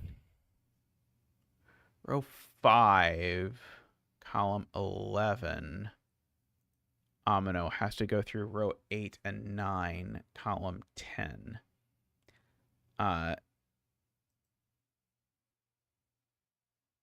Yeah, this can't possibly get there anymore. Yeah, it has to get through one of these 2 cells. And it can't even connect to that one, actually. So that actually has to be yellow. That has to be yellow. This is Kale's point, by the way. And I need one of those 2 to be yellow to connect it. So now this is part of an Amino of some sort.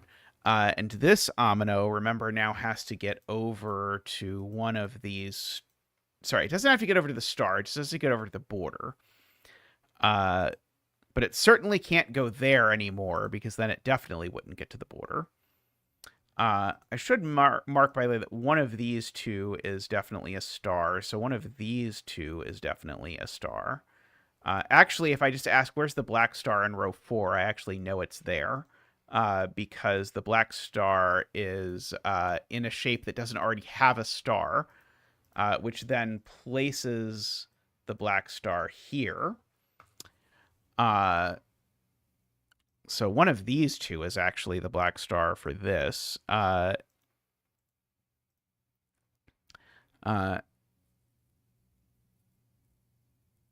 Yeah, this blue assuredly is not making it to row 12. I agree with that assessment. One of these 2 is definitely going to be a star. Let's see. The blue star is definitely going to be in this column. I'm now realizing. Uh,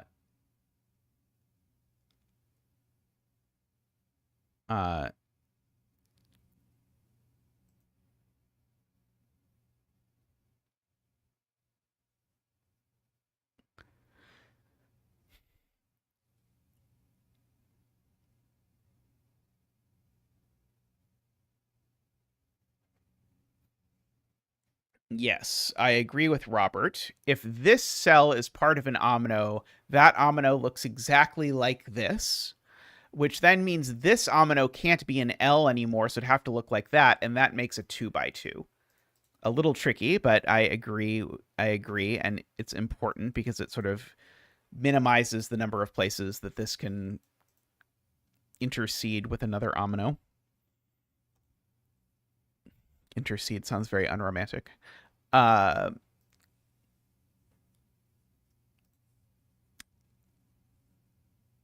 see.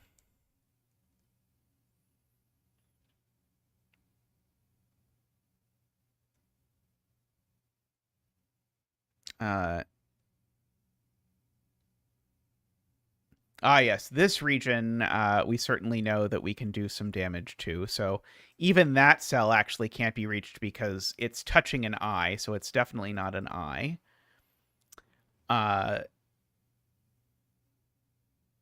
Technically, it actually can't go here, because if yellow goes here, it would need to go there, and it would be an L, but then the only way this actually ends up touching another omino is to be an L itself. I bet it's going to be a square or something.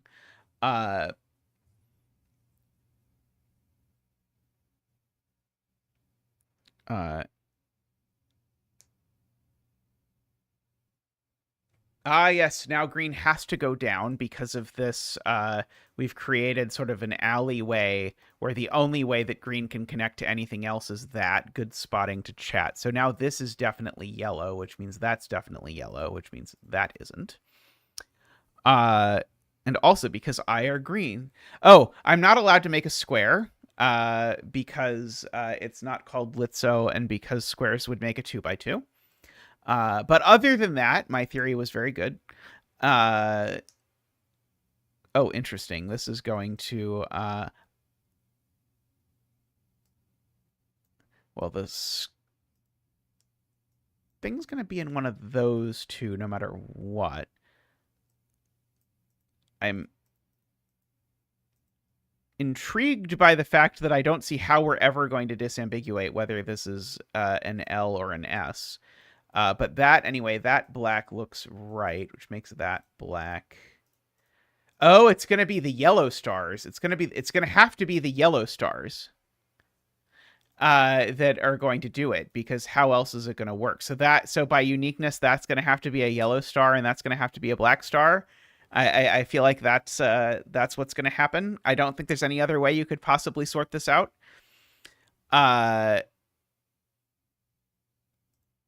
So now, looking at this, now that's a black star, Garion points out. I agree. Yeah, I didn't assume I was supposed to use that. I just was trying to even conceive of how the rules would even allow it, and now I understand how the rules allow it. And it's crazy. But only in the best way. Let's see. So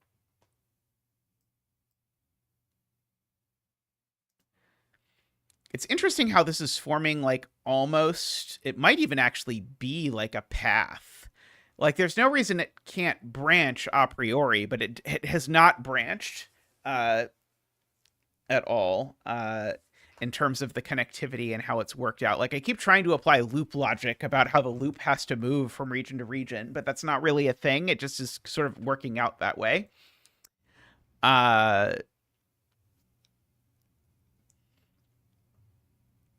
Let's see.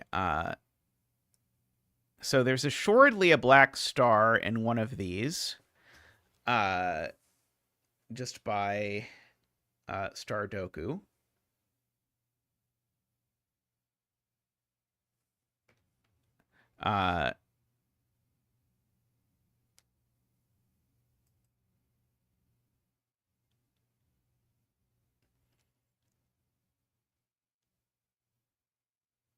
Pink isn't a branch, right? The pink only touches one thing. Okay, Garion says if I connect here, because of if I make this part of an omino, it's going to look like that. And then because of the no 2x2 rule, let's just fill it in. Because of the no 2x2 rule, I'm not going to be able to make either of those anything. And that's going to make it impossible to connect this into the rest of the puzzle, which is very clever. So that's definitely not omino. So therefore, this is omino. So therefore, that's omino. Now it's definitely going to branch here, because here we're going to have to make it to the right and the left, but it could be that on the left. I certainly can't make that or that or that shape.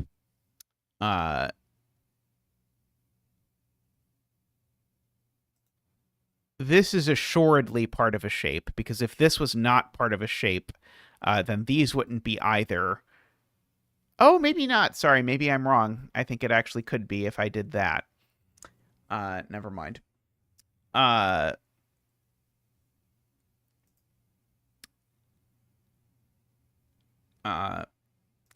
do know one of these is the star for this shape.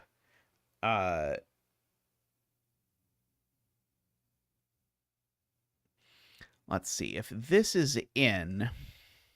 Yeah, I can just make this an S or whatever. I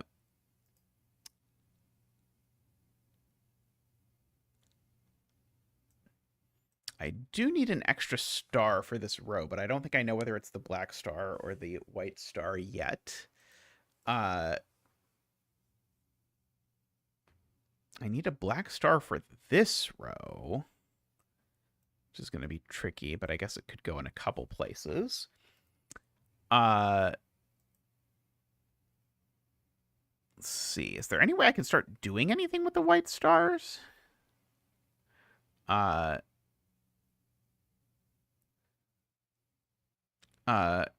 Yeah, it feels like I might actually need to know something about the white stars before I learn anything else. Yeah, there's definitely a white star in here somewhere, for what it's worth.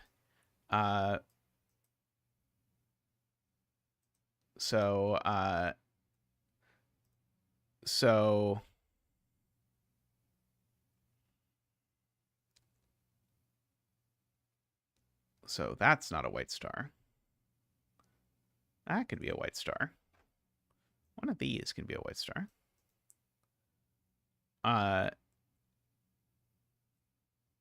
The white star...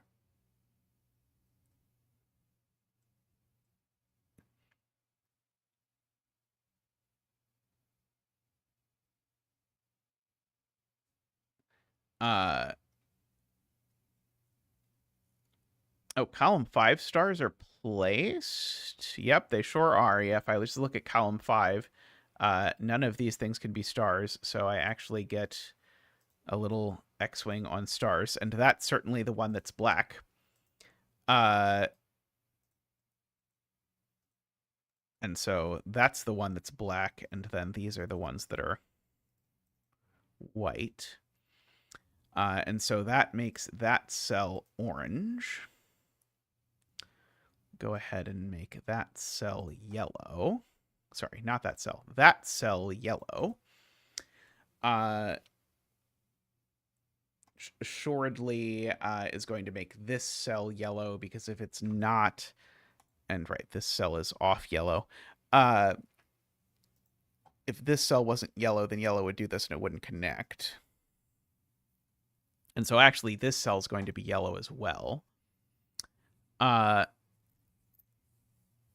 right. And so that can't be yellow, because if that was yellow, then I wouldn't connect over here. So in fact, that's going to be yellow, and then that's going to be orange, and I'm going to need that in order to connect those, make all the connections that need to be made there.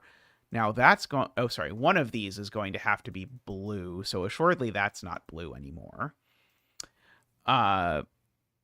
Whichever of these is blue, amusingly, that's also definitely blue. Oh, and blue is not an S. So blue is an, uh-oh, I broke something. What did I break? Row 9, column 8 could still be blue. Oh, you're right. You're right. Row 9, column 8 could be blue. But that one can't. But right, this can be an L that does that. Okay, agree. Unfortunate, but I agree.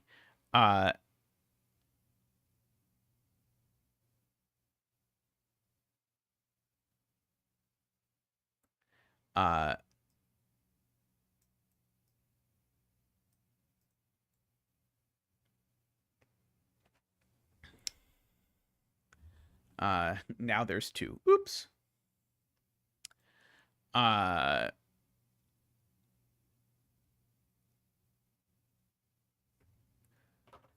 Yeah, row 9, column 3 definitely needs to be part of a shape. So, okay, I guess, and that makes this just finished as an L. Okay, and so it's definitely in one of those 2 cells, so that makes that be the star up here. For whatever that is worth.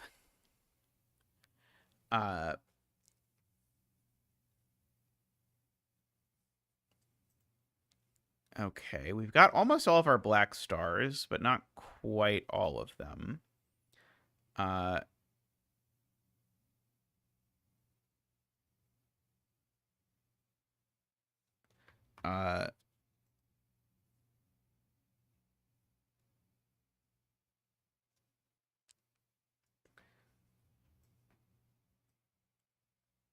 The white star is in one of the... okay. The white star is in one of these 2 places in this region, Kurobon points out, because those can't be stars, and this can't be a white star. So it's in one of those 2. Both of those rule it out of that, rule the black star out of there. So this black star is actually here, which places the last black star there, I believe. So therefore, that has to be blue. And blue can't be an S because it's touching an S, so that is the last cell that is blue. So we got all of that.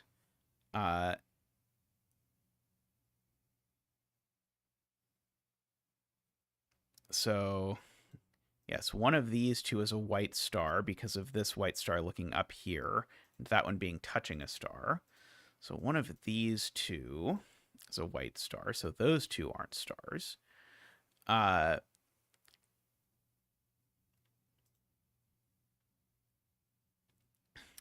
see.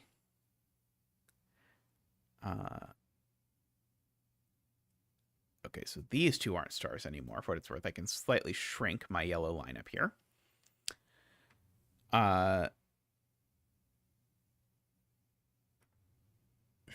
Yeah, I know it's one of those 2. Need some shading for the not white stars. Yeah, maybe that's a good idea. Now that I've got most of my shape set up, maybe I should color things that aren't white stars. So like everything that's there is not a white star. And let's just go for not white star, not white star, not white star, not white star, not white star, not white star. Nothing that is in a row or column with a white star already. or touching a white star diagonally or otherwise, or touching a black star diagonally or otherwise. This row and that column are gotten. This one's touching a star. That one is touching a star.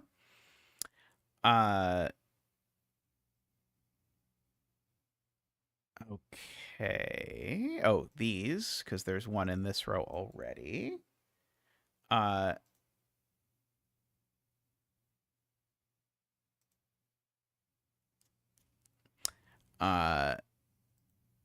very excited for Slay the Spire 2. They should come out with it now. I think that would be good for everyone.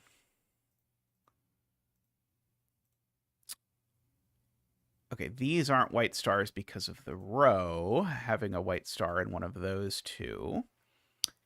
Oh, these aren't because this column already has a white star. So one of these two is a white star, apparently, for this row. Oh, row 10, Laura, thank you. Right, one of these two is for this region, so it's not the rest of that. So this region's only places are there and there, I suppose. And one of these two is that for this one. That one's not, because this region's white star is definitely in this column. So can get rid of that one.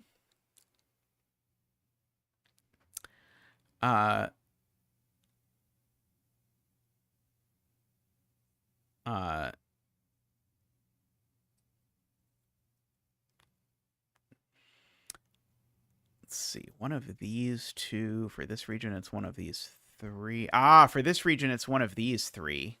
There we go. That's going to do it, I think. So one of those three is, which means that's not, because it would rule it out of all three of those. And it means these aren't because of that. And so that makes that the white star here, which actually goes back and makes this yellow.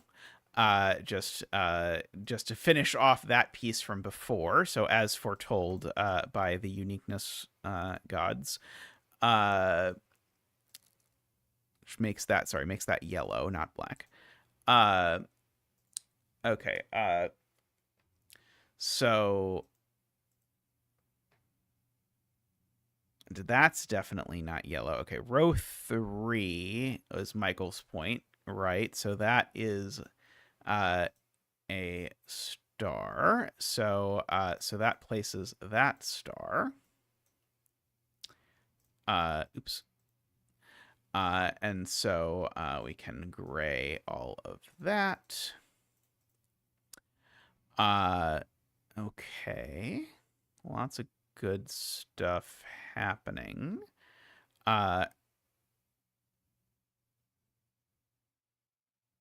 Okay, row 5.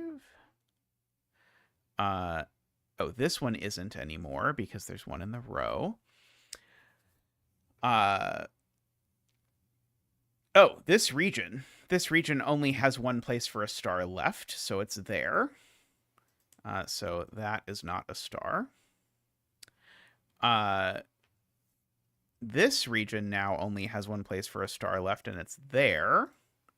So that is not a star. Let's see. I can get rid of this line and get rid of this line. But I can still say that's not a star and that's not a star. This sitting man region, it needs a star, which has to go there. Oh, and that's not a star because it's next to a black star, so that is a star. And so that is not a so that is not a star. Sorry.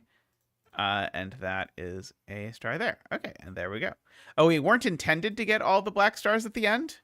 And there we go. All the white stars at the end.